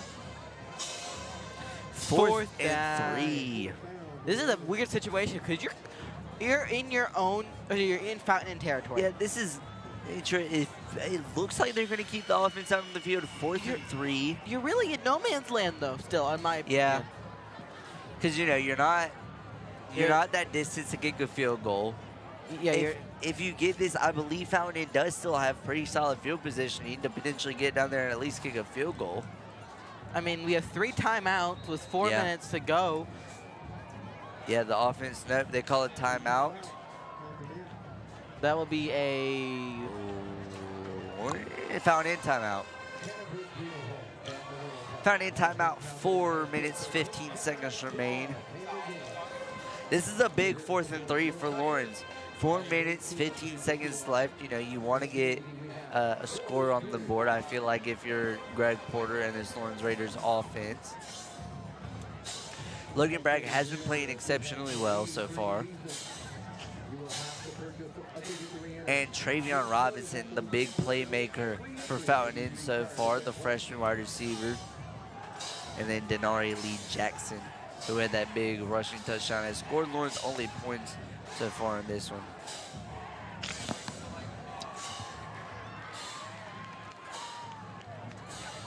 I feel like this would be a great time to get the Navy Rumble going. Yeah. Shout out to our cheer team led by cheer captains Cadence Flagg, Brantley Cooper, and Samantha Reichert. They do a great job at everything they do. They placed top 5 in their last cheer competition. Shout out to the Fountain Inn cheer team. They'll be back on action on October 8th. Yep. In the Lawrence, I believe, cheer competition. So let's go beat Lawrence again. Yep. At Lawrence, I believe. Yes. October 8th. October 8th. Yep. It's not this coming Saturday. What? Is that another timeout? Officials timeout? Another Fountain Inn timeout. Interesting. Maybe Lawrence changed the look on offense. Fountain Inn didn't like it, decided to call a timeout. So 2 back-to-back consecutive timeouts for the Fountain Inn Fury. That only leaves 1 timeout for the Fountain Inn Fury. Yes, there's a lot of time on the clock. Yes, can the Fountain Inn Fury move the ball really efficiently when they are on the best of their ability? But it only gives 1 chance. But definitely, if this game is close at the 2-minute warning, then, like, come on, we need another timeout. I mean, whatever, it's fine. But Fountain Inn needs to stop the play here and go down and score another 6 and then go for 2 because the extra points have not been working. And do not forget, at halftime, we will announce the homecoming king and queen for this year. And we'll get some more sideline reporting from Eden, if it works, hopefully. Hopefully. And states and scores from around the state joined by my guy Preston. Look at this formation. Oh, they got it. It's Nehemias Fernandez. Oh, maybe they didn't. He's short. I thought he was out there far in front, but he looks to be jammed at the D-line. Big stop there for the Fountain Inn Fury as his offense will take the field once again. So Fountain Inn definitely workable on the clock. Definitely had time to score here. 4 minutes, 7 seconds remain. 1 timeout, though. Obviously using 2 back-to-back after that 4th and 3. So interested to see what Coach Nichols has. Holiday's been passing this ball a lot more than he has, I would say, in recent games. Obviously going 12 for 13 against St. Joe's, so it worked out fairly well for him 2 weeks ago before the bye week. That is 3 wide receivers, 1 running back, extra blocker in the backfield for Holiday. Holiday snap, drop back, look at the throw. He's looking for BJ on the screen. Holiday takes it himself, just dives forward. Pretty solid yardage there, roughly about 6 yards gained on the play. I want to see that play called up, drawn up. Is that a design Sam Holiday QB keeper or is that an RPO option? Oh, that's a good question. I feel like it was an RPO. It was definitely because the screen didn't look too much covered. Like there wasn't a man directly on him, but there definitely was someone there to make the tackle. So nonetheless, excellent read there by Holiday, able to keep it himself and get most likely more yardage than what it would be if he threw the screen. 2 wide receivers at the bottom of your screen, 1 wide receiver at the top. Holiday handoff. That's Aiden Burton again. Burton breaks free.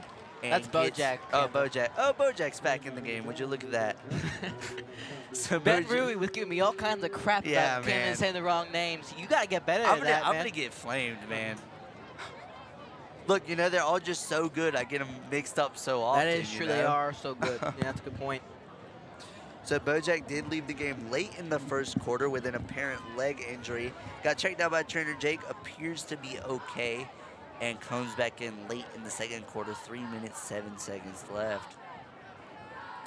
Holiday, handoff. That is good for about a gain of 4 or 5. That's Bojack Johnson again on the run. 2 consecutive handoffs for him. So sticking to the run so far early in this drive. As we see BJ Currington and Aiden McDowell both come out onto the field. I would expect a BJ Currington short pass right here. Lawrence has 2 men over there to defend that. Holiday looks BJ's direction, can't find it. Holiday jump throw. Oh, what was that? But it's caught. He threw that legitimately looked like a Derek Jeter jump throw to first right there. I mean, it was like... That's something out of the baseball field. Honestly, it looks like something Carter Kelly would throw out there about 100 yards back behind the field. Dang. So he took a first glance at BJ. BJ was there set up on a short curl. It was not there. BJ able to make a move, get further upfield. Holiday handoff. Bojack again. Bojack stiff arms a man on his way there.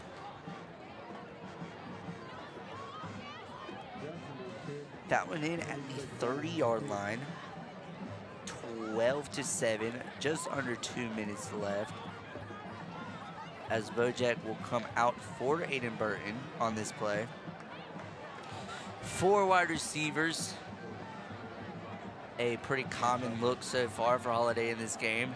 They will hand off to Aiden Burton. Burton's got room to the outside, fighting for yardage. And doesn't get much, but he did get some. I believe a gain of 1 to 2 yards on the play for Aiden Burton, 2nd and 8. Aiden Burton's one of those players who's definitely a stronger running back, in my opinion, physically wise, than Bojack. I love Bojack. Bojack's one of the greatest players that Fountain has ever seen on this field. But Aiden reminds me a lot of a former Seahawk running back in Marshawn Lynch. Same number and everything. There he goes again. Yeah, pushing through. Well, you know, but I'm sure, you know, with Aiden Burton, they would choose to run the ball on the 1-yard line if the game depended on it. I would agree, but Sam threw it against Malden. Wow. Okay. As it is 4th down and short, about 3 yards to go, it looks like, maybe? Yeah. Something around there. Yeah, with 44 seconds here left in the 4-4, will the Fountain and Fury decide to go for it on 4th down? They got no timeouts left. That's the real problem. Yeah. So even if they get the 1st down, it stops the clock, but they need to make sure they have a play ready to go on that line of scrimmage because it'll start right back up. Also, you got to think Rizika 0 for 2 so far on just PATs and field goal attempts. So you got to wonder, you have to imagine that Coach Nichols and this Fountain Inn team is thinking about that heading into this. Lawrence has had very good special teams defense so far in this one. Yeah, and I think Rizika definitely could nail it from here. Yeah. It's just, can that line hold the Lawrence defense? Yeah. As they will keep the offense out, 4th and 3 scenario, 25-yard line. This is a smart play call, honestly, if you ask me. 44 seconds left. It's highly unlikely that even if they don't get it, Lawrence will be able to march down in time. Holiday drop back, look at the throw. Extra blocker proves worthy. Holiday pump fakes, gets the 3 yards himself. Good for a 1st down. Excellent play awareness there by Holiday, going out of bounds to stop this clock. 36 seconds remain here in the 1st half. Nice job there by Holiday, pump faking, and there's a flag. Oh, wait, never mind. I take it back because it's football. Fountain Inn with nice job there by Sam Holiday, not trying to force a pass there. Pump faking it out to Ben. I thought he was going to pass it to Ben for a second, but a really great second attempt there by Sam getting that 1st down. That was good. He realized what he had in front of him and just decided to take the easy 1st down. Do not blame him one bit on that one. 3 wide receivers. Holiday drop back, looking to throw again. Finds BJ Currington. Low throw, but BJ is able to complete it. Yards are yards. That's good for about a gain of 5 or 6. So 2nd and 4, Fountain has to hurry up for sure. No timeouts left. Clock has stopped for the time being. They're backing things up. They're backing it up. Penalty, maybe? Ruling him incomplete? There's no extra yardage, so I think it was just incomplete. Yeah. It looked like a complete pass from up here, but obviously, you know, referees have that downfield view down there on the field. So 2nd and 10 at the Fountain Inn 21-yard line. Following the ruled incomplete pass, 4 wide receivers, 1 running back. Holiday drop back, looking to throw again. Holiday has room to run. Will he take it? No. Oh, come on, Holiday. Gets out of 2. That was Nasir Sanders on the sack for Sam Holiday. So while it was a sack, it was only about 3 yards. They spike it to stop this clock. 1 second left. You got to bring out Rizika to attempt this field goal, I would imagine.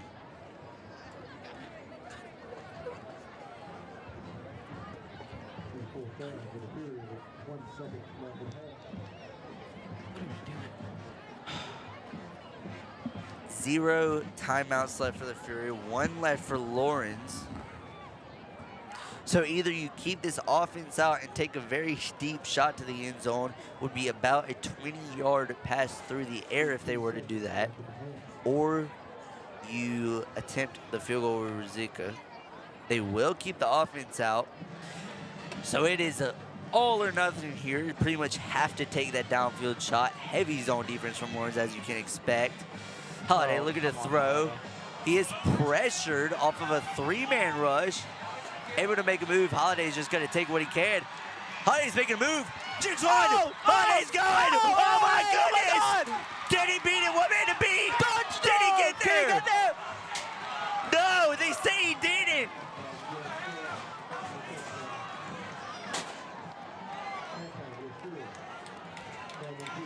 They say he did not get there. What an effort by Sam Holiday, though. Oh, my goodness. What a play. He turned something into nothing right there. He was pressured. Mind you, he started that rush 10 yards in his own backfield, able to rush all the way down the 1-yard line.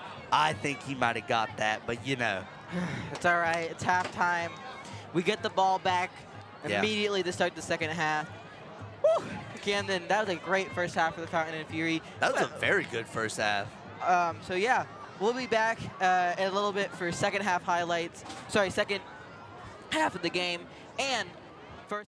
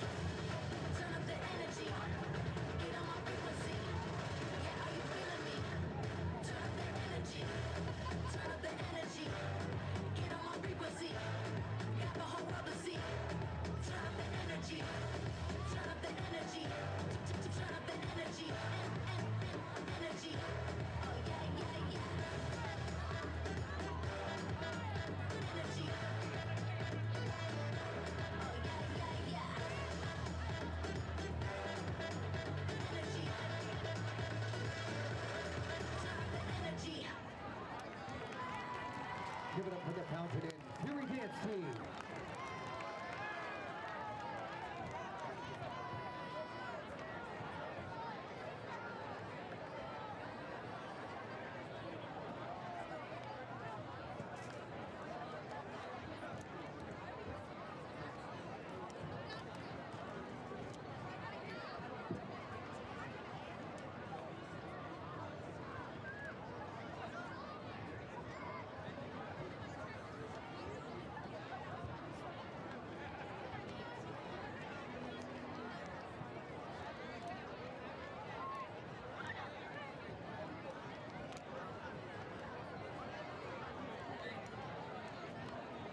Good evening and welcome to the Fountain Inn High School Homecoming Court presentation for the 25-26 school year. This evening we recognize representatives from 9th, 10th, 11th, 11th and 12th grades. Representatives were nominated and selected to represent their grade levels by their peers. The homecoming court is made up of 2 freshman representatives, 2 sophomore representatives, 2 junior representatives, and 6 senior representatives. Students voted for senior homecoming royalty who will be crowned here tonight. Tonight, our homecoming court will be presented on the field and walk through the tunnel formed by the Fountain Inn High School cheer team down the 50-yard line.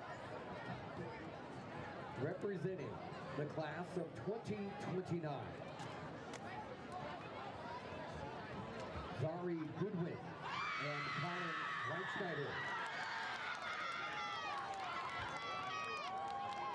Zari is the daughter of Jasmine and Prince Williams, and Colin is the son of Odette and William Reitschneider. Give it up for our Mr. and Miss Freshmen.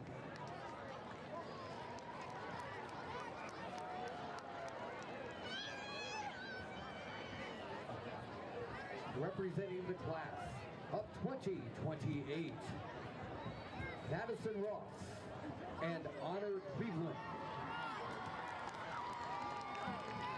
Madison is the daughter of Christy and Christian Ross. And Honor is the son of Nathan and Veronica Cleveland. Let's hear it for our Mr. and Miss Sophomore.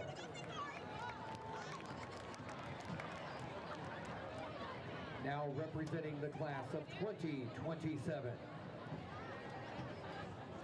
Anna Kozawa and Lucas Ford. Anna is the daughter of Naomi and Zach Kozawa, and Lucas is the son of Maggie and Derek Ford. Show some love for the Mr. and Miss Junior.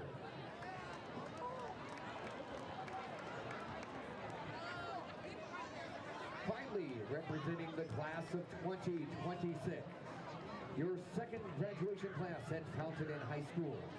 Put your hands together for your homecoming courts. Lauren Everett and Owen Felice.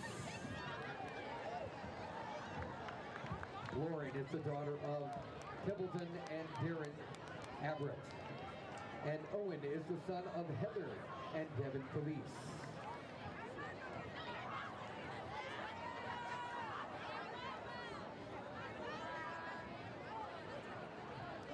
Nariah Grove and Jackson Fortenberry.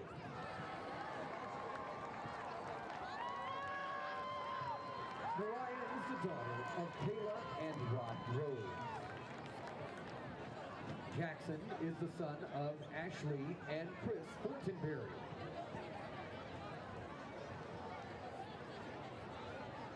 Nikki Wu and Elliot Rowe.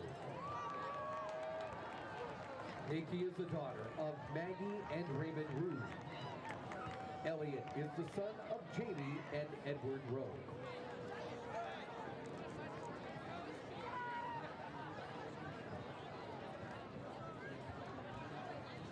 Ladies and gentlemen, may I present to you this year's Fountain Inn High School homecoming court.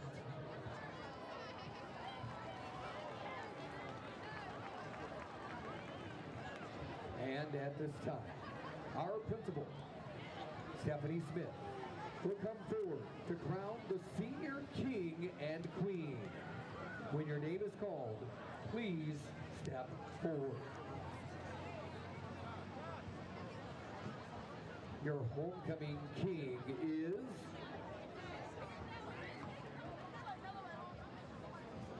Elliot Rowe.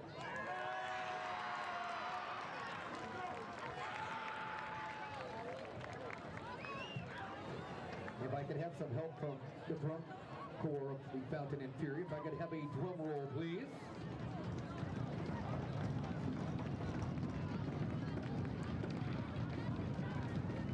Your Fountain Inn High School homecoming queen is Nikki Wu.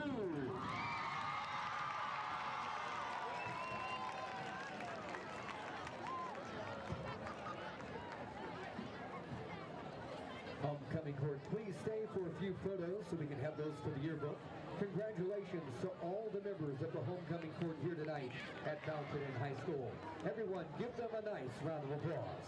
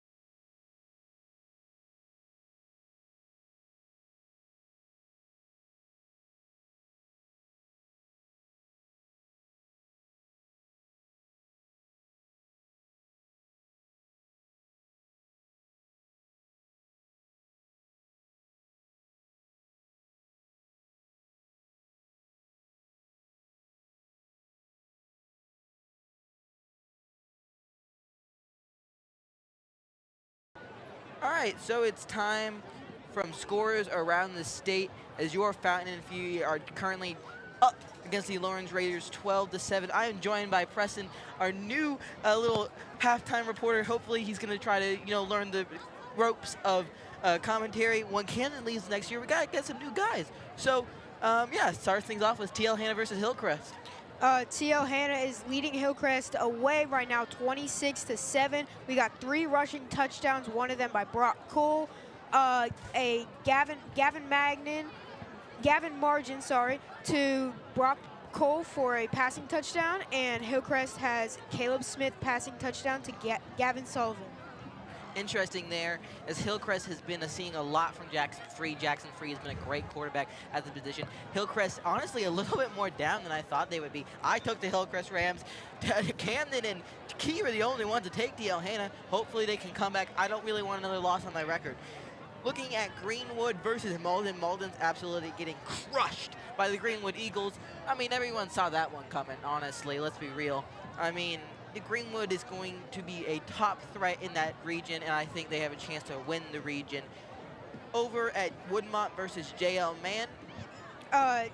Woodmont currently leading JL Man by 11 points, 21-10 away. JL Man has a rushing touchdown and a made field goal, and Woodmont has a blocked punt for a touchdown by Jeremiah Gibson for 30-yard return and a made 2-point conversion, and a Devontae Taylor 21-yard rushing touchdown with a failed 2-point, and to finished that one off, a Frank Lewis 15-yard receiving touchdown. Yeah, Woodmont shockingly beat the JL Man Patriots. I'm the only one who took the Woodmont Wildcats. All right, I may have took the Malden Mavericks. I may have took the Hillcrest Rams, but I might be right about one of them. Emerald versus Wren. Emerald, led by Bo Height, is shockingly beating the Wren Hurricanes. Emerald is actually looking pretty good right now against the Hurricanes. Hurricanes is a team that we have to play next week at the Wren Hurricanes. This gives us hope. If we can beat the Lawrence today, we can go into Wren and see if we can get a big win. All right, so yeah, those are the score around the updates. Thank you, Preston, for joining me. Let's send it out to a halftime report here in a minute.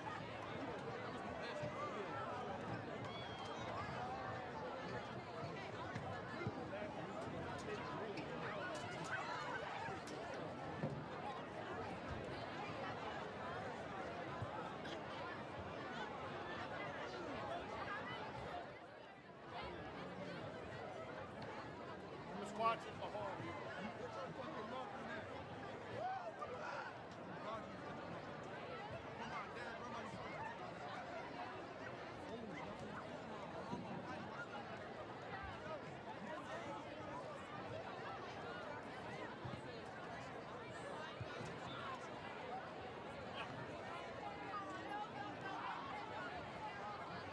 Wait, do you want me in the middle?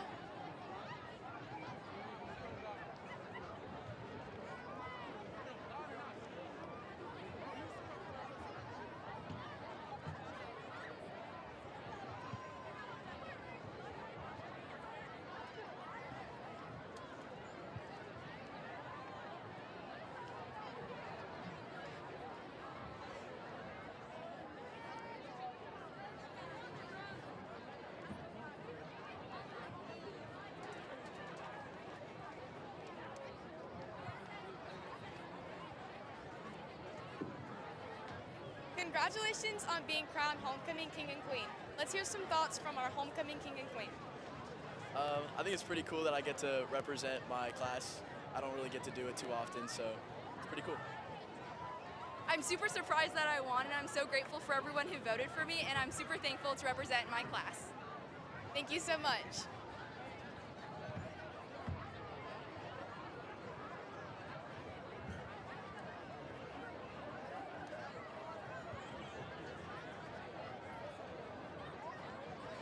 We'd like to thank everybody for voting for Homecoming Queen and King. Nikki and Elliot, both awesome supporters, and here in the Fountain, both actually lacrosse players. Funny enough, that's kind of a lacrosse court. Nikki is a huge part of our student council. She runs a whole lot of things and planning in our events, and including our homecoming week. So it's a big, big congrats to her. She really deserves it. All right, well, we got 3 minutes plus a little bit more time till the Fountain and Fury are back on the field for the second half. They're warming up right now. We will be back for second half.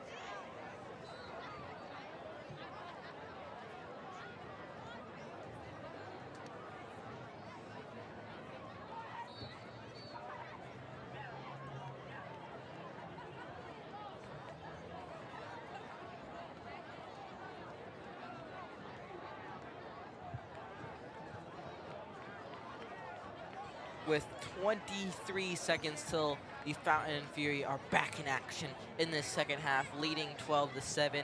Sam Holiday and the rest of the Fountain and Fury offense will be back in action.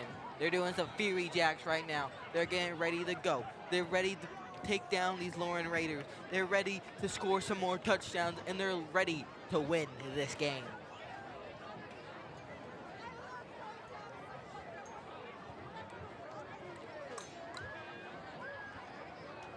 We'd like to shout out our entire Envision Media crew as they are doing an amazing job. Right now, we got Mateo, we got Austin, we got me and Camden, we got Jalen, we got Jackson, we got Dante, we got Grayson, we got Preston.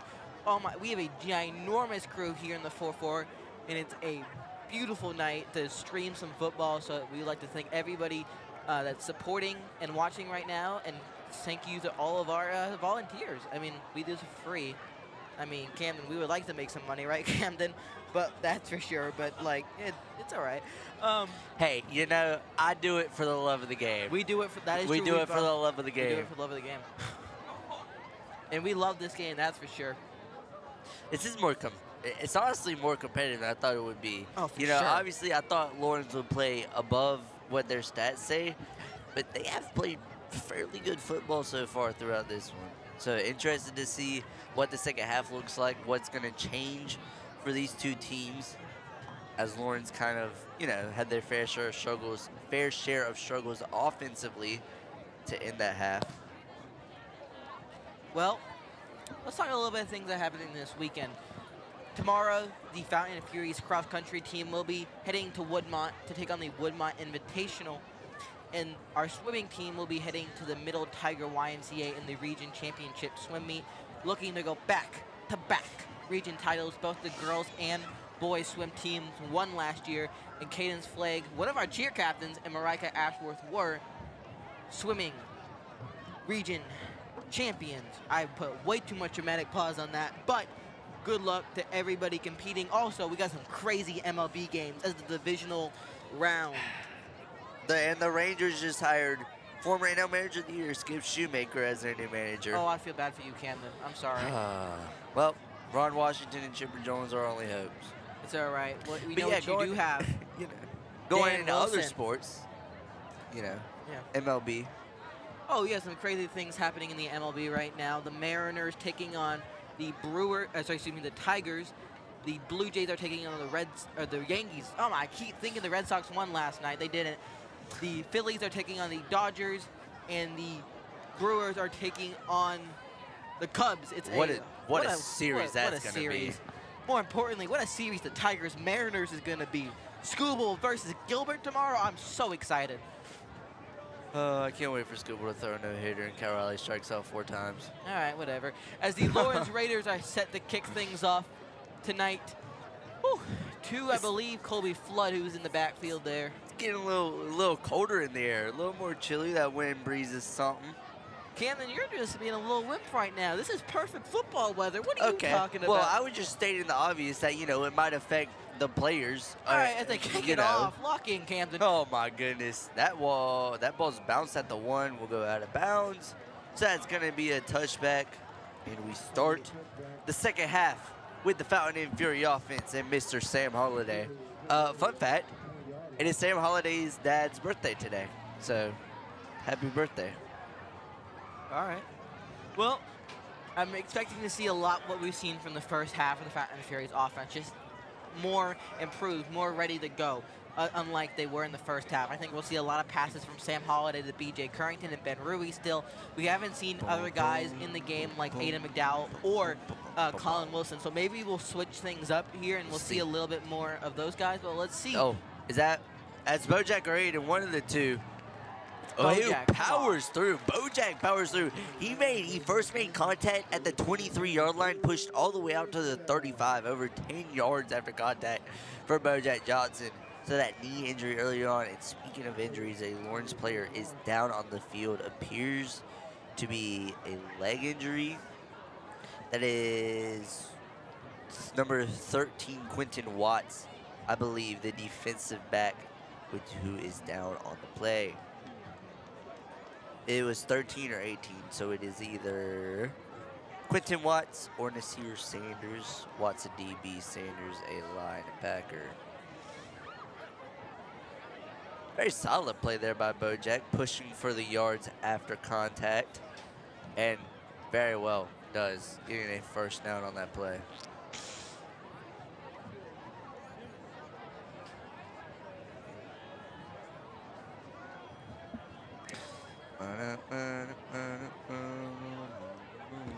So this does give Fountain time to kind of talk and see what they want to do next. Obviously walking into the second half up by a score.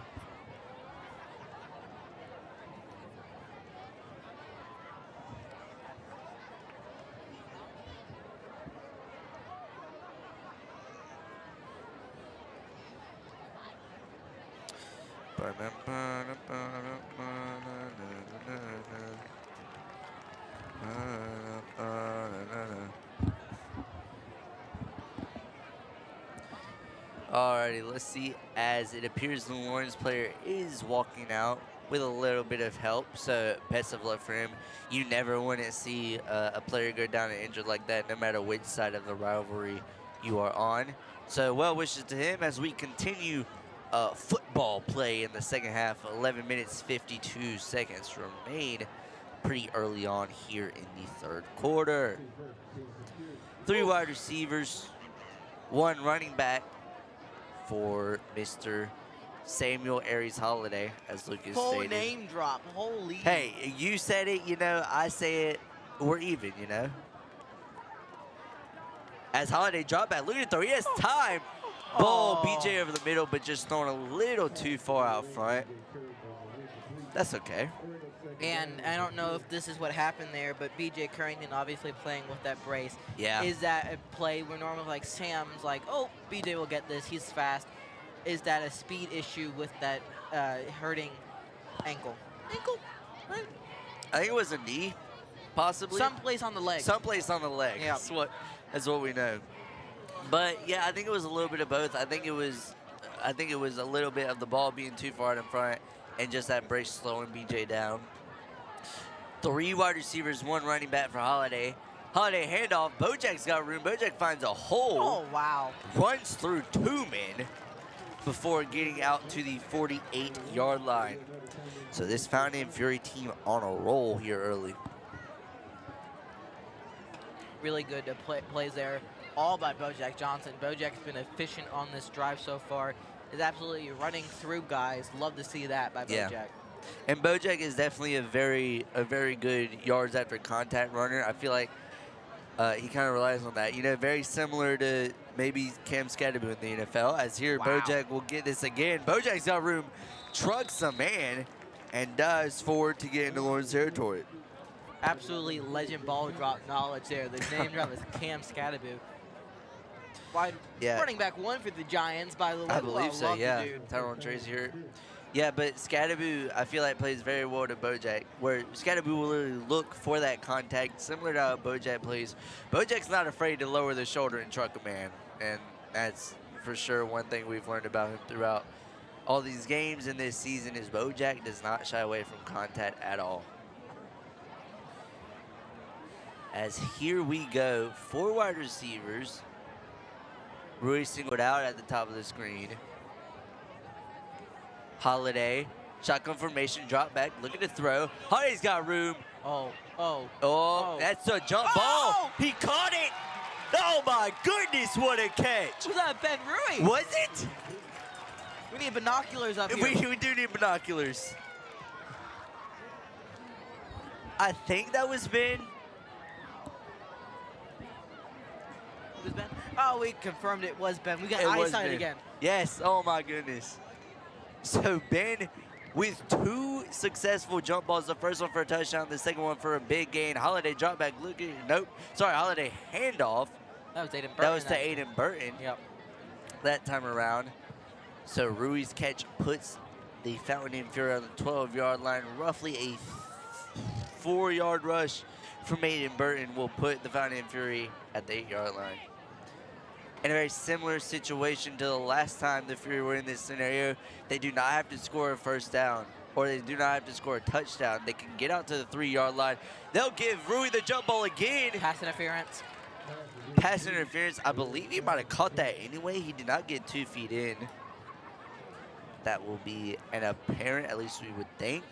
It's going to be a pass interference call on the Lawrence Raiders. We'll reset the downs, and we'll put the Fountain Inn Fury at a first and goal. Waiting the official call. Yep. Oh, pass interference from Fountain Inn.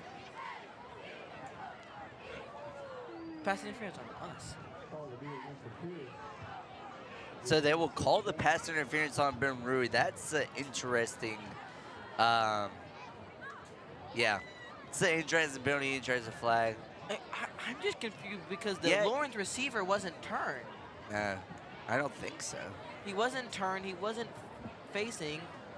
I mean, there's no, that ball wasn't catchable, at least in bounds, at least in my opinion.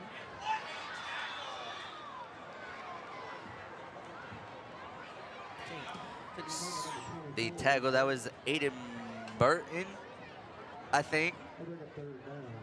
On the run, gets tackled TFL for 1. So it is 3rd and long for this Fountain Inn Fury offense, following the very controversial offensive pass interference call. So here we go.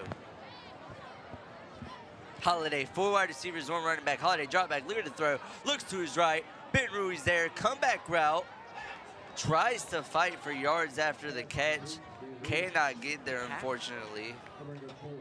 3 yards short of the first down. 3 to 5 yards short, I believe. Going to bring up a 4th and 5 scenario. They will keep the offense out. I do like this play call because, you know, you're not in that no man's land. You are in that territory where if you don't score, it's not the end of the world. Lawrence would be starting from their own 15-yard line if they don't get this. Hopefully they can. It's going to be 4th and 13 on the scoreboard. Does not appear to be right. It looks like about a 4th and 5. Holiday drop back, looking to throw. Pressured. And Holiday gets out. Holiday finds Holiday still going. Outside run. 5. No! The 2-yard line. Yeah, but he's going to get the first down. He had to get out to the 2-yard line. They call him short. No, they didn't. No, they do call it Fury. It is Fury ball. Yeah, it's Fury ball. I got a little mixed up with the motions from the referee. I believe they are awaiting.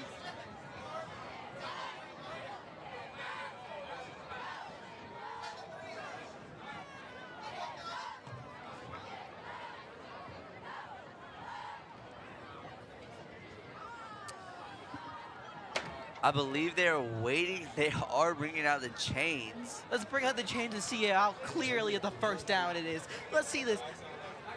Let's see the sideline camera view here, Camden. Maybe not. He had to get out to the 3, I believe. Maybe the 2. It was a 4th and 13. Nonetheless, great effort there by Sam Holiday. He's yeah. Look at that. First down, baby. Yeah. First down for the Fountain Inn Fury. That's what I'm talking about. Maybe by a toenail of a thing. What an effort, though, by Sam Holiday. Holiday was being pressured by 2 guys. He was able to thread the needle between one blocker and the other and gets out. So now Fountain Inn definitely has room to work with. You're looking at a 1st and goal from the 2-yard line on their own 2. So 12 to 17, Fountain Inn looking to extend this to a 2-score ball game.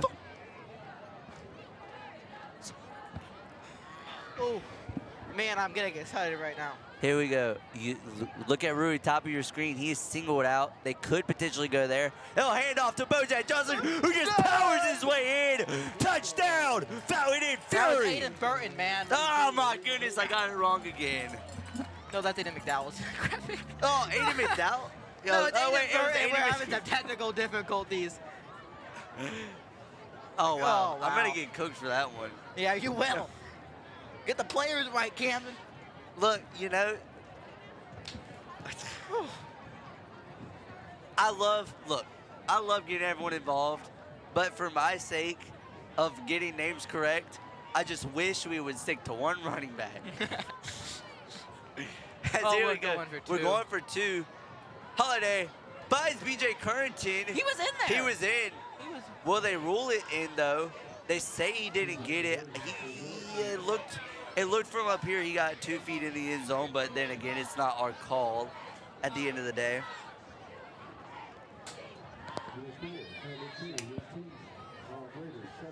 All right, well, let's see the replay. Let's see if it works this time. Hopefully it will.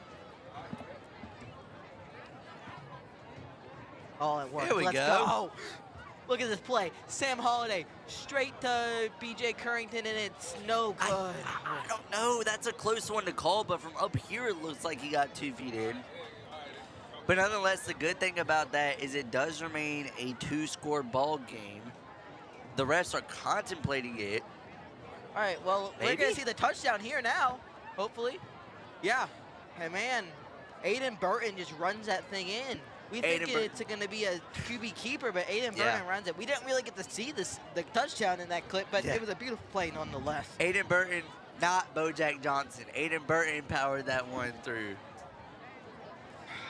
My sincerest apologies. Hey, Cam. Been doing this for. Here's my glasses, man. Yeah, let me put these glasses on.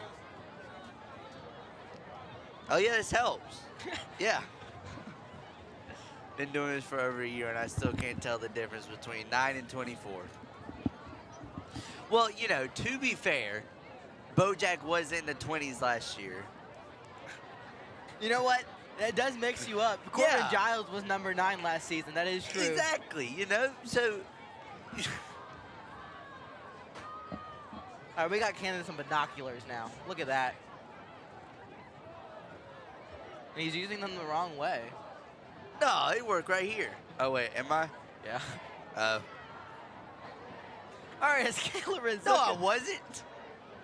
Who knows? Okay, who Caleb knows? Rizuka is off for the kickoff here for the Fountain and Fury.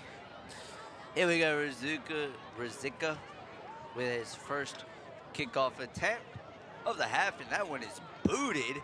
That bounces at the 10 and will roll out of bounds. Will be a touchback for the Lawrence Raiders. So for the first time in the second half, Logan Bragg and this Lawrence Raiders offense will come out onto the field.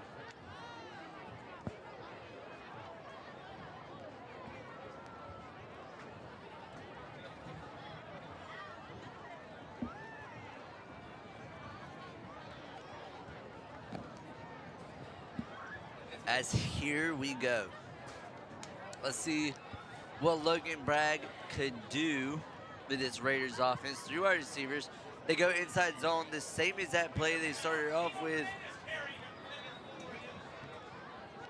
Nehemiah Fernandez there on the 8-yard rush. They stuck to the very same thing they did to open this play.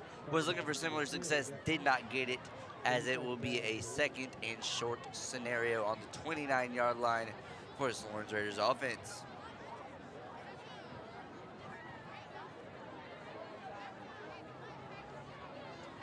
Here we go, 18-7 ball game. The lights are on, the lights are bright. It is a beautiful night here in the 4-4. And if you're watching from Fury Night Lights, that's nice play Nehemiah Fernandez slips and falls. Good enough for the first down. And if you're watching from Fury Night Lights or your TV lights at home, we would like to thank everybody for supporting Envision Media. The Mill, dude, I'm telling you what, the Mill's got some great food. Oh, yeah. As a matter of fact, I challenge everyone at home, when we play West Side in 2 weeks and we are live again, head on over to the Mill. They got some great food over there. And you can watch some Fury Live on the big screen. I know, they got pizza, they got burgers, they got tacos, they got everything you want. They got ice cream. Yeah, they recently opened an ice cream shop, actually. Here we go, Logan Bragg snap. Fernandez gets it again for the 3rd time this drive. Gets out to about looks to be about the 36-yard line for a 4-yard gain, 2nd and 6 on the 36-yard line. Now Fountain is up by 2 scores. That being said, we haven't been able to convert on a single extra point or 2-point conversion attempt this game. Like, we need to hold them here. They've been running all over us this drive. The Fountain needs a big sack or a big play here. But you know, the good thing is while we have not had some PATs or extra points, as meanwhile Nehemiah Fernandez runs this one up the middle, gains about 3 to 4 yards.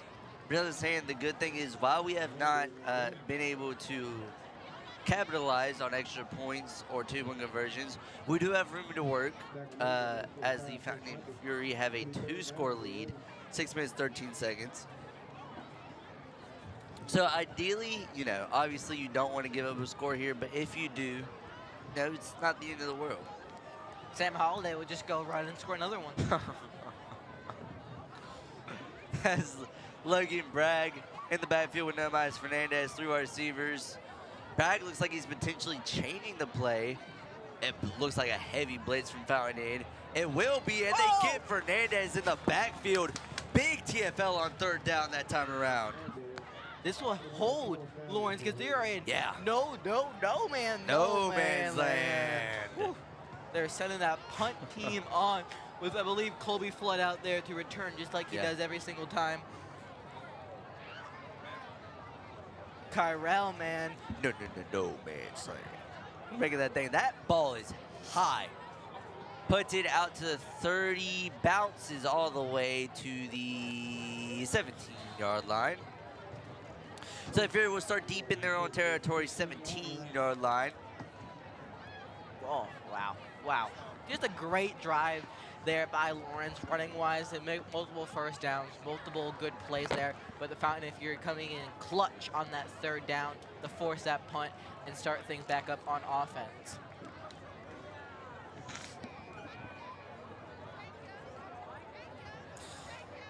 Here we go. Let's see what this Fountain Inn offense has cooking. Starting from deep in their own territory, 4 wide receivers. Sam Holiday. It is a handoff. Who was that, Bojack? Bojack? Yes, it was Bojack. So it doesn't get much. Good for about a gain of 2. Results in a 2nd and 8.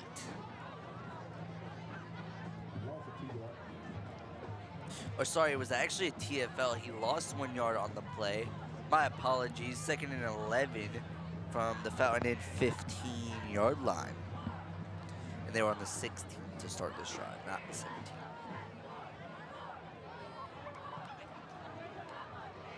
Here we have 4 wide receivers. Holiday, it is Bojack in that backfield. Holiday drop back, looking to throw. Holiday finds a hole. Holiday's going to scramble. Gets out to, I don't know, he tumbled to the 23. Not sure where they're going to spot this ball. They spot it at about the 20-yard line. It's a long 3rd down play. Yeah. As a Lawrence player was a little slow to get up. But he does appear to be okay, as it will call for an injury timeout, however. So Fountain Inn does have some time to talk this over before this big 3rd and 5. Honestly, I think if you don't get it here, you pretty much have to punt it. I don't think, you know, at this point in the game, you can give Lawrence too great of field position like this.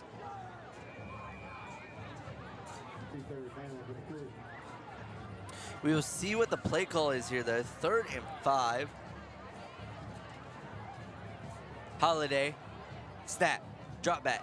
Look at the throw, uses his feet, pressured immediately, and TFL'd.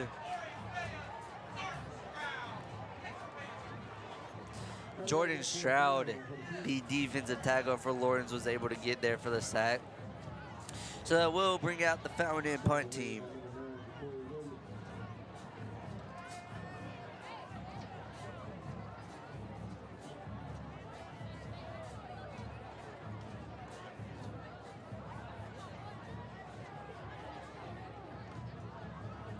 Here we go. Let's see what Ruzicka can do on the punt. A little bit of a high snap. Punts it away, but decently. Would need to get a good bounce right here. They do. Oh, excellent bounce there for Fountain Inn. We'll put Lawrence. They try and get the Lawrence player to touch it. Hey, that's a great strategy by Fountain Inn. They try to push the Lawrence returner into the ball, but it unfortunately does not work. Ball took a bounce at the 40-yard line and goes to the opposite 45. So the Raiders will be starting this one from, you know, decent field position. It's not the worst, but it's not the best either. So we will see what the Raiders can do. 3 minutes and 5 seconds remaining in the third quarter. A little over 15 minutes in total remaining in the game. Wow. This has been a crazy second half. Fountain Inn been able to not let Lawrence score a single point since that first play of the game. They need, again, another good defensive drive here. Here we go. Logan Bragg, backfield. Oh, get a man to jump on the D-line. Tyrell. Yeah. Tyrell Williams there with the jump. Hey, good on the team there, talking to him, trying to get his composure down.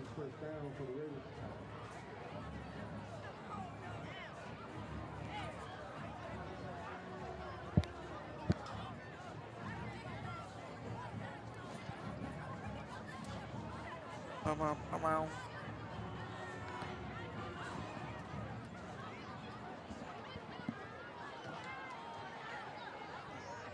Here we go, Logan Bragg, 3 wide receivers, 1 running back. Bragg, drop back, look at throw. He's looking deep. Oh, absolutely. And it is incomplete. I think that was Travion Robinson. I don't know, but Fountain Inn boxed him up, that's for sure.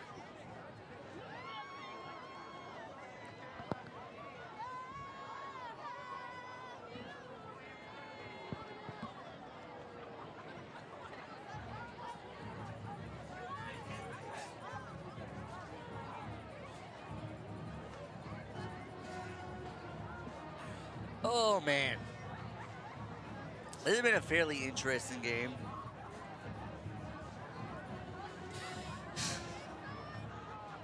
Score 18-7, under 3 minutes left in the third. A little bit of a high pass. Oh, who's gonna? Oh, it looked like Lawrence recovered. No, Fountain Inn, thanks. Thanks, we got it. We didn't get it. It is a Fountain Inn fumble recovery. Woo! Hey, you talk about wanting to get this hot offense back on the field from where they were in the first half. That is how you do it. We saw that a lot. We see that a lot from Lawrence in their games. They go short, they go to those curls, they go to those screens. But that time, great strip tackle there by Fountain Inn to result in the fumble. And Fountain Inn will be starting this one in better field positioning than they were before to start the half. So here we go, 41-yard line, good field positioning for Fountain Inn Fury. 4 wide receivers, 1 running back. That's Bojack back there with Holiday. Holiday rolls out, flag thrown. It's a false start. Yeah.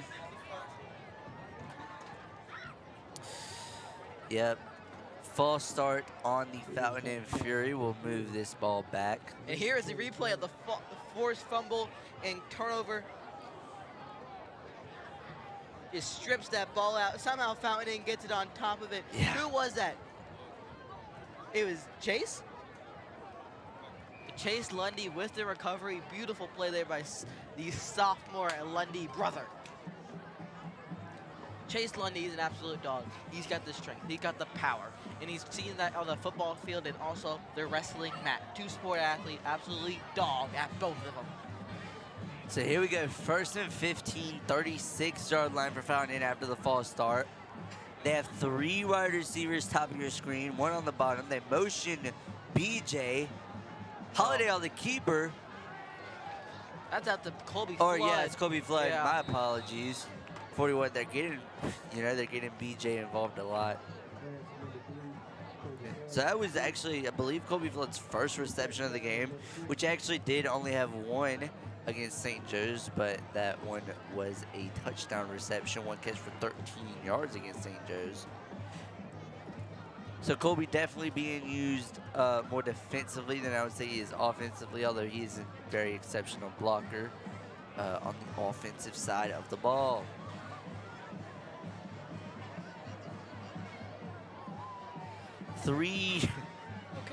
Four wide receivers. Colby Flood is there. They motion Flood. Holiday drop back, looking to throw, has time. Oh, He's looking deep to Ben Rui. that ball is- Just a little bit overthrown. Man, Let's see what the call is. Lawrence players down on the field.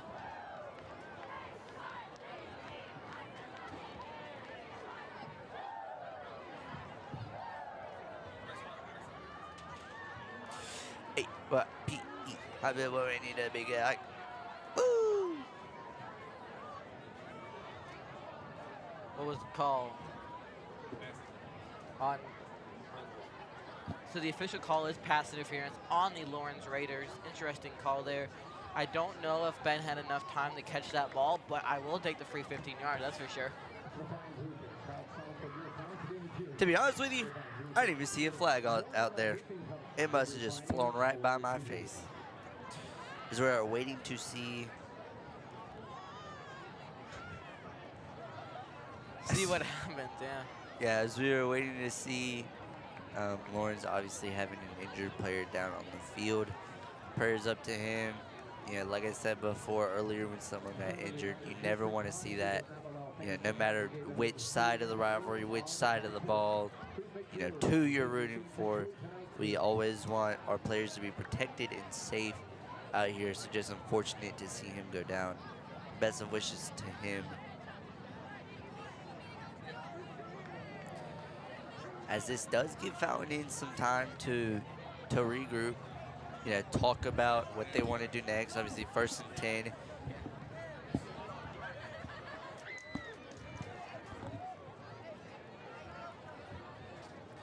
So we will see what they do. 1 minute and 52 seconds left in the 3rd quarter.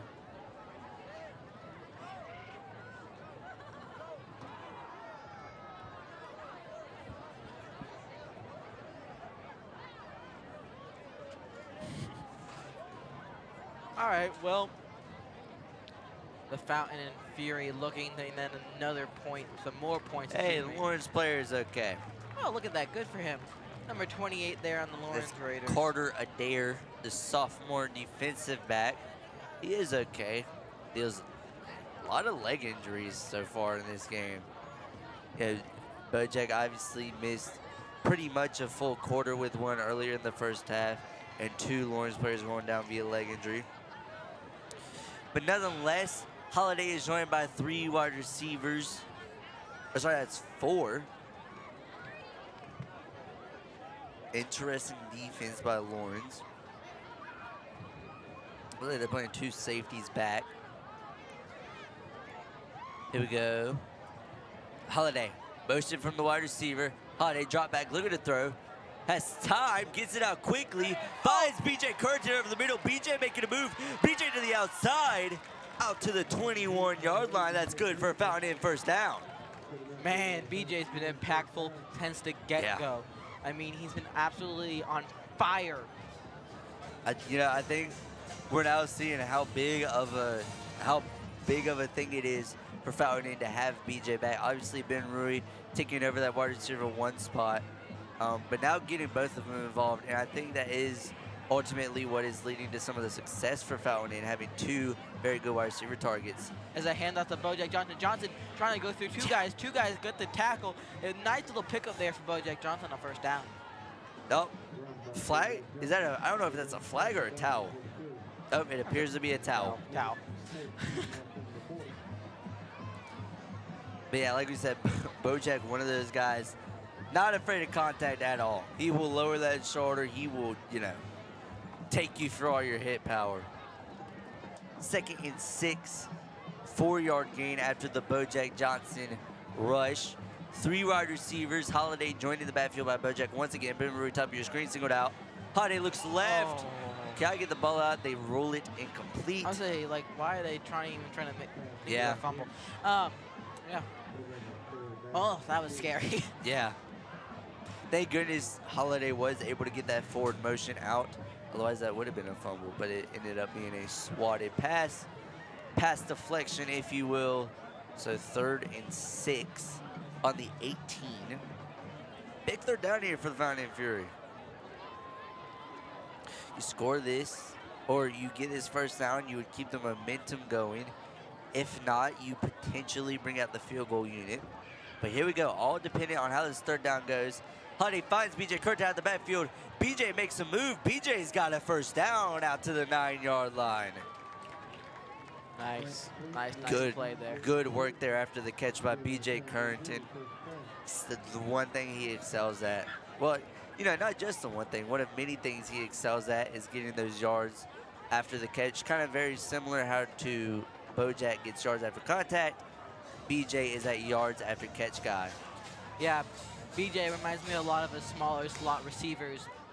Guys like Cooper Kupp, Puka Nacua, JSN, those kind of the guys are really great, just like BJ Currington. Right. As it is a handoff, not entirely sure who that is. Flag is thrown in the backfield. Oh, he repositions the flag to the line of scrimmage. Holding on Fatlanin.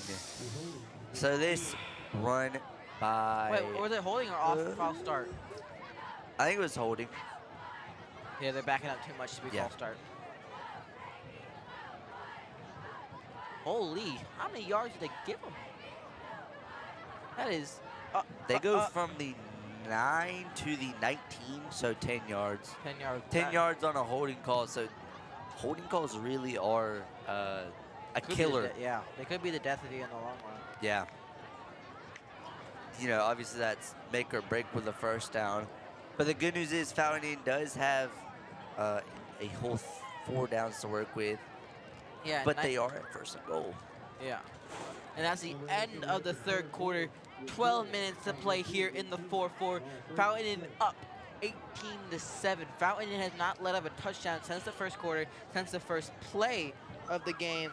Fountain looking to continue their momentum and lead this team to a Fury win and a first region win of the season. As we send it down in a minute to Eden for another sideline report.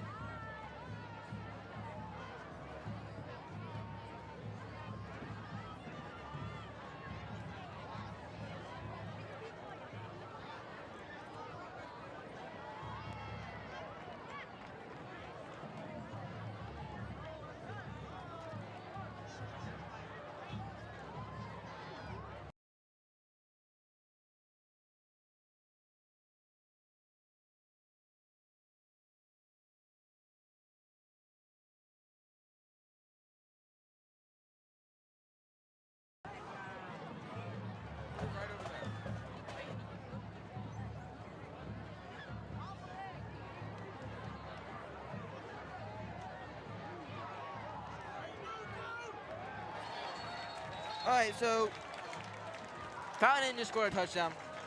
We were trying to figure things out. Touchdown! Colby Flood.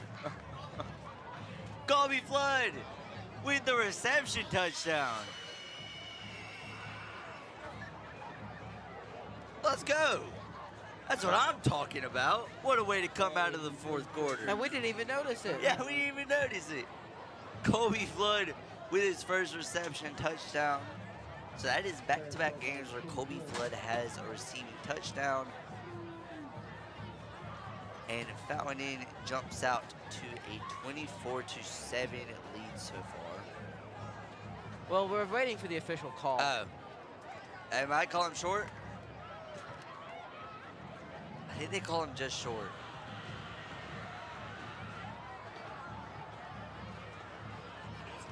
Touchdown official. Touchdown! Colby Flood on the reception touchdown. So that brings this score 24-7. Makes it now a 3-score game for the Lawrence Raiders. Offense is back on. They are going for 2, I believe. Now that 2 is gonna be far though. Yeah. Maybe not. Maybe. What is the lots call of hand here? signals? Lots of hand signals. Yeah. The ball is spotted at the 4-yard line.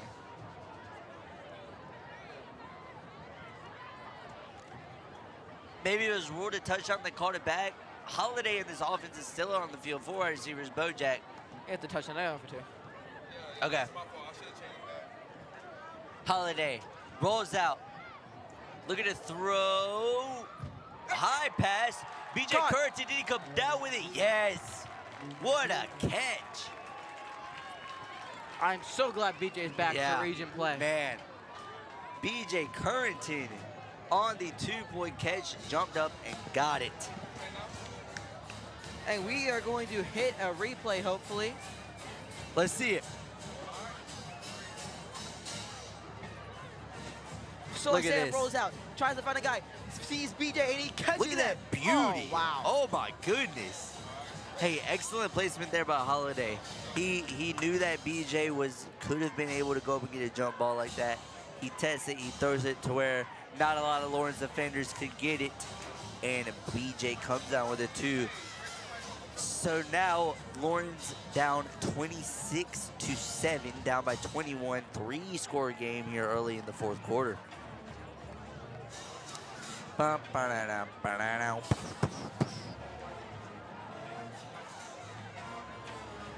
So we'll see what this Lawrence offense can do after this kick. But it's very interesting. They have kind of switched up their offense from previous games. Yeah, the first few at Clinton, AC Flora, they did stick to a lot of screen passes and a lot of short routes. Now they're going to inside runs majority of the time, it appears, and they are looking mid to deep. They are definitely testing Travion Robinson and how far he can get up, or I should say how high he can get up against some of the founding DBs. As it gets a low kick, fielded at the 45. Yikes, he's going to run. Oh, great field position by Lawrence. Trips up. Flag on the kickoff, right about where he went out of bounds.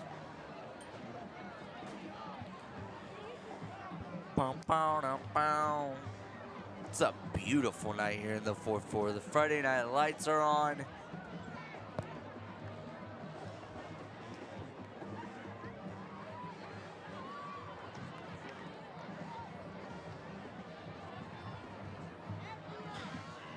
Well, if the Fury can keep up the same momentum and the same energy that they brought this second half for another 11 minutes and 44 seconds here in the 4-4, they will win this game and will be 1-0 in region.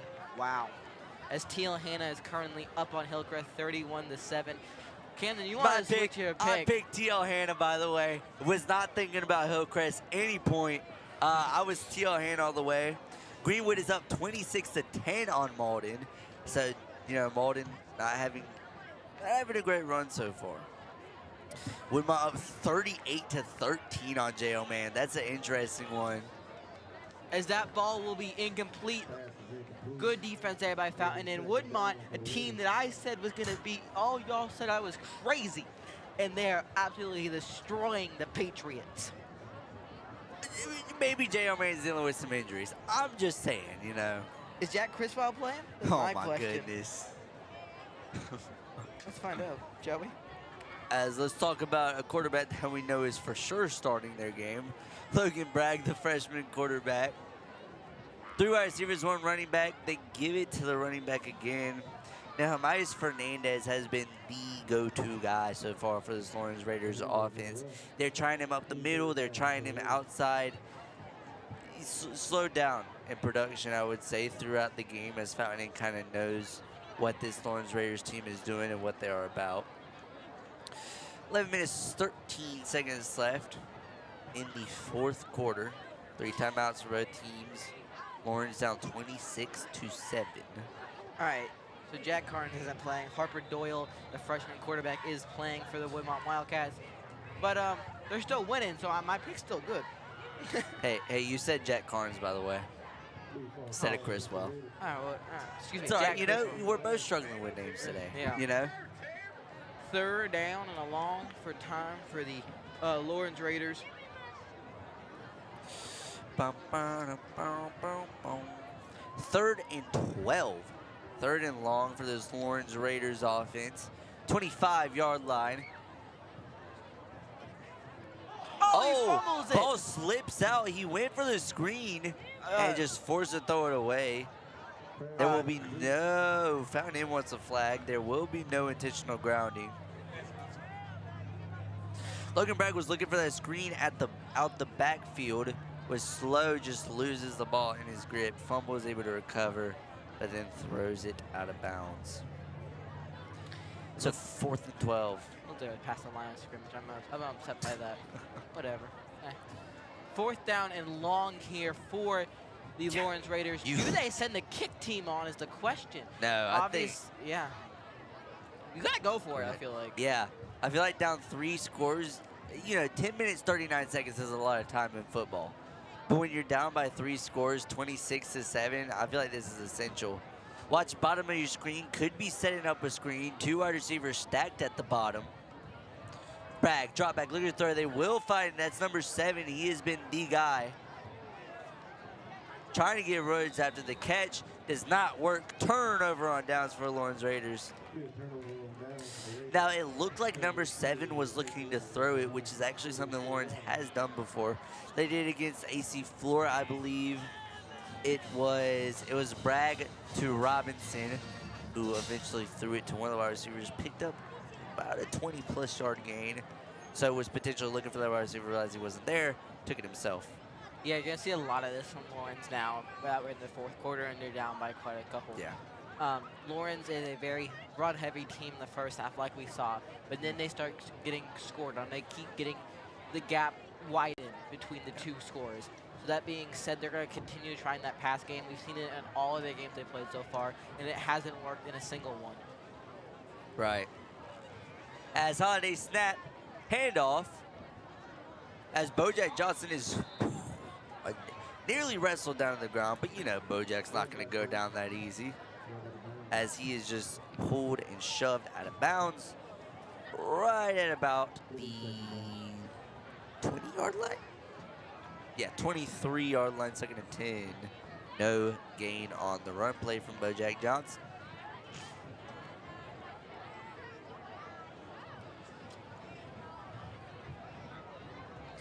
Here we go, 2 backs, Aiden Burton and Bojack Johnson back there with Sam Holiday. 3 wide receivers. Handoff, they give it to Aiden Burton.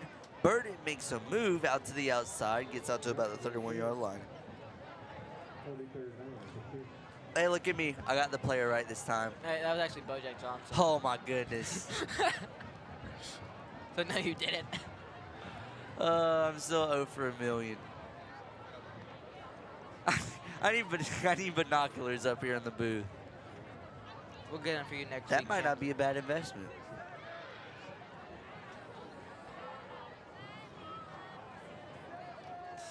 Here we go. Fountain Inn coming out of the snap. 9 minutes, 48 seconds time. Winding down in this one. You got 3 wide receivers top of your screen. 1 on the bottom. Holiday, snap. Drop back, look at the throw. Looks to pass. Flushed out, big pressure. Holiday finds a hole. Flag is stolen, line of scrimmage. Yeah, Holiday gets out to about the 42-yard line on the rush. We'll see what the flag call is.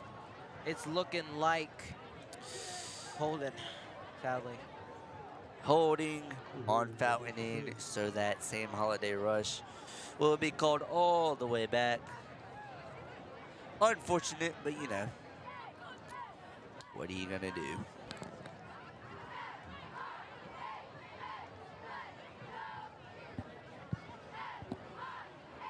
Not hold.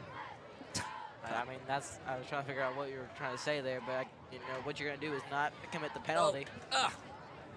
I dropped my Powerade, Lucas. Okay, I'm okay. All right. We'll send it to Eden here. We're going to give our voices a little bit of a break. No, we're not. Never mind. I take it back. No, man. We got to watch what Sam Holiday's going to do on this play right here. 3rd and 14. Big 3rd down for the Fury. 3 wide receivers at the top, 1 at the bottom. Playing zone defense. Smart move by Lawrence. Holiday looking to throw. Finds a hole. Throws on the run to Ben Rui. Jump ball. Ben still gets it. Tried to reach out for the 1st down. Cannot get it. He's going to be just short at about the 2-yard Do we line. go for it? All right. I don't like. Oh, see, this is a tough one to call because you go for it. It's don't go for it. But it's 4th and 1. Oh, it's 4th and 1. Push. Yeah. Or do the little fake tush push where you got Bojack back there. They hand it off to Bojack. I can't. Here we go. 4th and 1. They are going for it.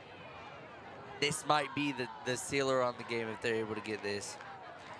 Holiday snap. No. No, they're Maybe gonna fake getting them to jump. Yeah. Oh, Oh, crap, it no, was they're- a tush push. Oh, wow. Up the what a- middle. And they get it. Sam Holiday good for the 4th down conversion. I don't know if Lawrence was like in the right mindset there. I don't Yeah. know if they were ready for that. Maybe they were Throw 'em thinking off pass, guard. but yeah. That reminded me a little bit like a Dan Lanning type play where you just kind of like think your opponents are going to do one thing, but they're going to do the complete opposite, and it worked really well there for the Fury.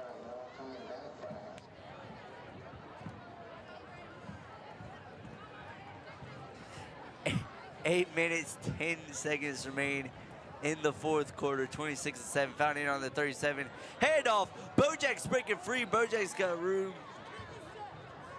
And is there a flag? There is a flag. Yeah. Yikes. All right, it is time for a sideline report. Tomorrow, Fury Swimming heads to Middle Tiger YMCA to defend their region titles. Marika Ashworth and Cadence Flake were co-swimmers of the year on girls' side. Bryson Andrews enters winning the first title for Fountain Inn at the Greenville County meet. Fury girls are going for their 3rd straight region title.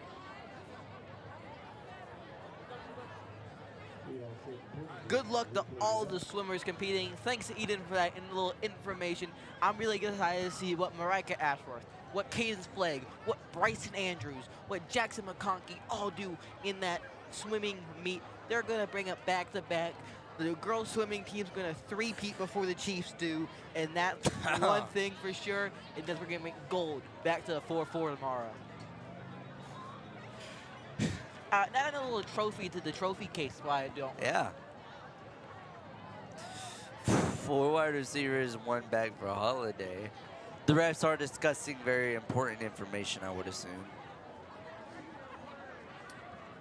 I mean, it's like flag football out here. Of course they are. 7 minutes, 50 seconds remain in the 4th quarter. Lawrence remains down by 3 scores.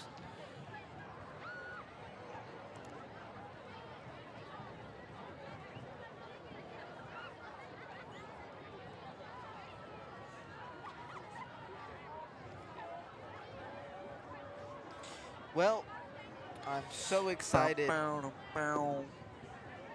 see what this Fountain Fury team has in store for the next 7 minutes and 50 seconds. We also like to congratulate, speaking of gold, Caden Carnes received his 2025 state championship ring tonight.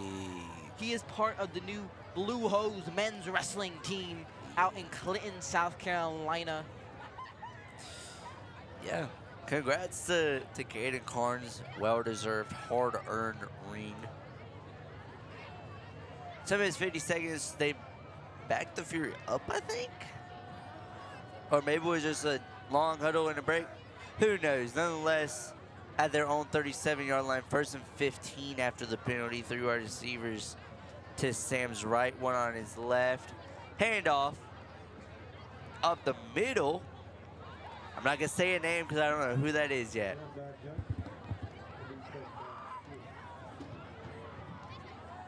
That was Bojack. See, I was going to say CJ. CJ, Aiden. Thank goodness I didn't, you know? Yeah.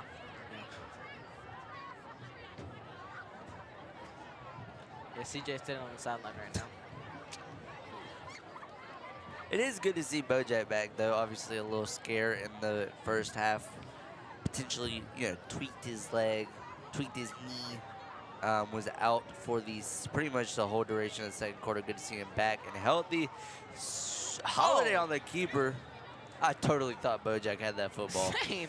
I thought he had just a wide open path, but it was Sam Holiday on the keeper.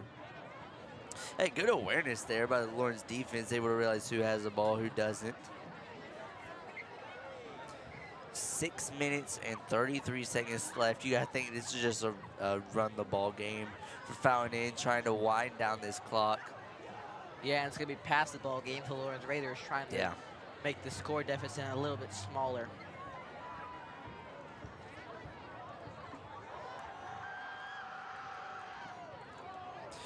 Here we go. Holiday in the backfield. Motion from Colby Flood. Keeps it himself up the middle. Holiday jukes a man. Did he get there? Yeah. Wow. He got pushed forward to the first down. 49.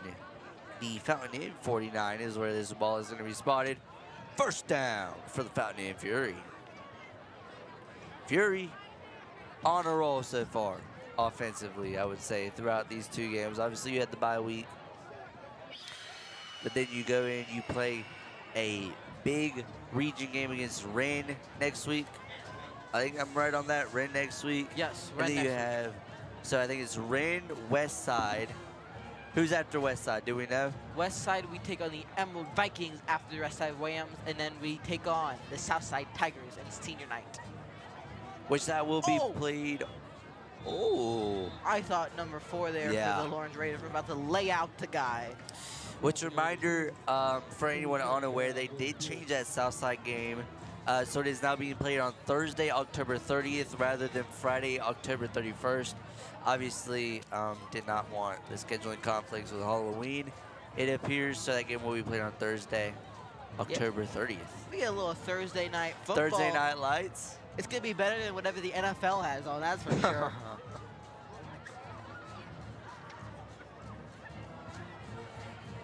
Here we go, 4 minutes and 50 seconds remain. 4 wide receivers, Holiday and Bojack are back there by themselves. 2nd and 7. Head off to Bojack. Bojack finds a hole. Bojack going up the middle. The 3 men needed to take down Bojack Johnson, 36. I'm starting to think the play calling here from Coach Nichols and the rest of the Fountain and coaching staff is called run through a guy, Bojack. Yeah. Yeah, like a Mack truck the way he trucks some guys. Yeah, the NFL game for that week is the Ravens versus Dolphins. Come watch the Fountain and Fury instead. Who wants to watch Tua turn the ball over? Come on. Hey, Cooper Rush also might be playing that game. We don't know the status on Lamar Jackson. Nonetheless, we do know the status on Sam Holiday. And that's that he's a dog. That's what we know about Sam Holiday. Lamar Jackson's out, by the way. Yeah. Hey, Cooper Rush, though. Cooper Rush playing some football on Sunday.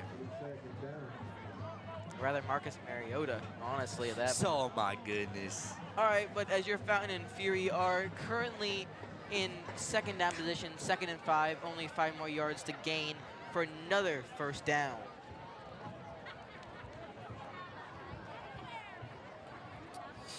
Ba-ba-da-boom.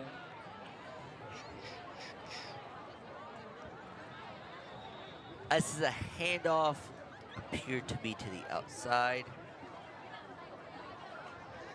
First down. Probably trying to get some score updates from around the upstate, as I believe most games would be winding down. Hillcrest narrowed the gap up 32-13 TL Hannah with 4 minutes left. Hannah's basically clutched that thing up. Palmetto up 28-0 on Carolina.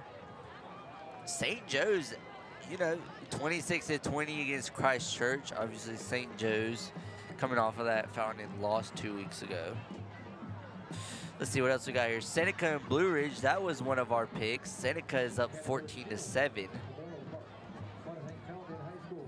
Greenwood up 26-10 against Malden. Greenville 34-16 against the Easley Green Wave.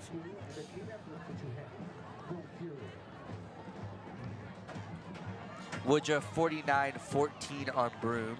Broome's not very good. Yeah. And Lexington, who beat Lawrence last week, is shut out by number 4 Irmo. Number 18 Spartanburg only up 14-0 against Raid Hampton. I would think they'd be up more than that. Yeah. Powdersville up 24-0 against Southside Christian. And there's our cheer captain, Samantha Reichert, one of our cheer captains. Our cheer team does a great job here in the 4-4. Daniel up 56-0 against Berea. As Sam Holiday hands that one off to Aiden Burton. I can tell, Keelan, and you can't. Maybe we got to switch jobs. Whoa. A man just needs some binoculars, okay? Meanwhile, Emerald and Wren is a slugfest, 44-38 there in the fourth quarter. And I thought Bo Height wasn't a dog. Maybe I was wrong. Clinton up 49-6 against Liberty.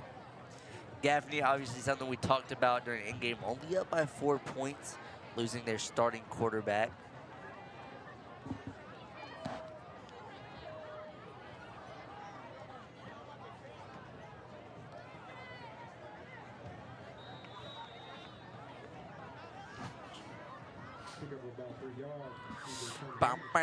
Boom. So yeah, some very interesting scores from around the upstate. Lots of upsets, lots of games that I did not think that was going to happen. Hey, all I care about at the end of the day is that I got a better record than my broadcast partner next to me. That's all I care about. That's my one goal at the end of the season. It's all right. You took TL Hanna. I took Woodmont. We might be even after this week. As time is winding down, 2 minutes, 6 seconds left. Red zone for the Fountain Fury. Stuffed immediately. Now here's the thing. 4th down, you got 4th and 4. Do you kick the field goal? Honestly, at this point, I think Fountain might very well go for it. You know, that's the thing. Like, just put 3 more on the pole. Yeah. A minute, 40 seconds left. Oh, they're not. They're bringing Bojack Johnson out onto the field. Oh, yeah, they are. Watch this. This is going to be a Bojack power run up the middle. It's either that or a read option. But yeah, I mean, I think you do. You know, you're up by 3 scores with a minute and 20 seconds left. What else do you have to lose?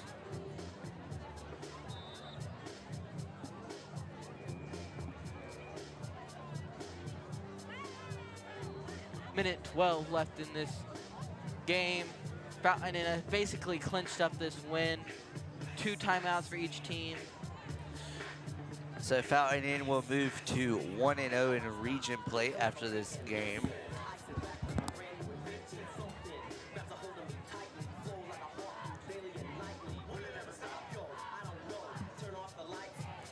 So do have 2 big region games. Obviously, Lawrence this week, have Wren next week. Go West Side, Emerald, South Side to close out the schedule. And then playoffs. Hopefully here the 4-4. Hopefully. Obviously, Fountain did make the playoffs last year. 9-6 record, I believe, is what we ended with last year. Had that away playoff game against Greer where we fell just short. We're not losing another one this year, that's for sure. Obviously looking to recreate that success this year, but you know, this time come out with a dub in the playoffs. As the Apelio March starts playing, Sam Holliday is going to march his way into the end zone, hopefully.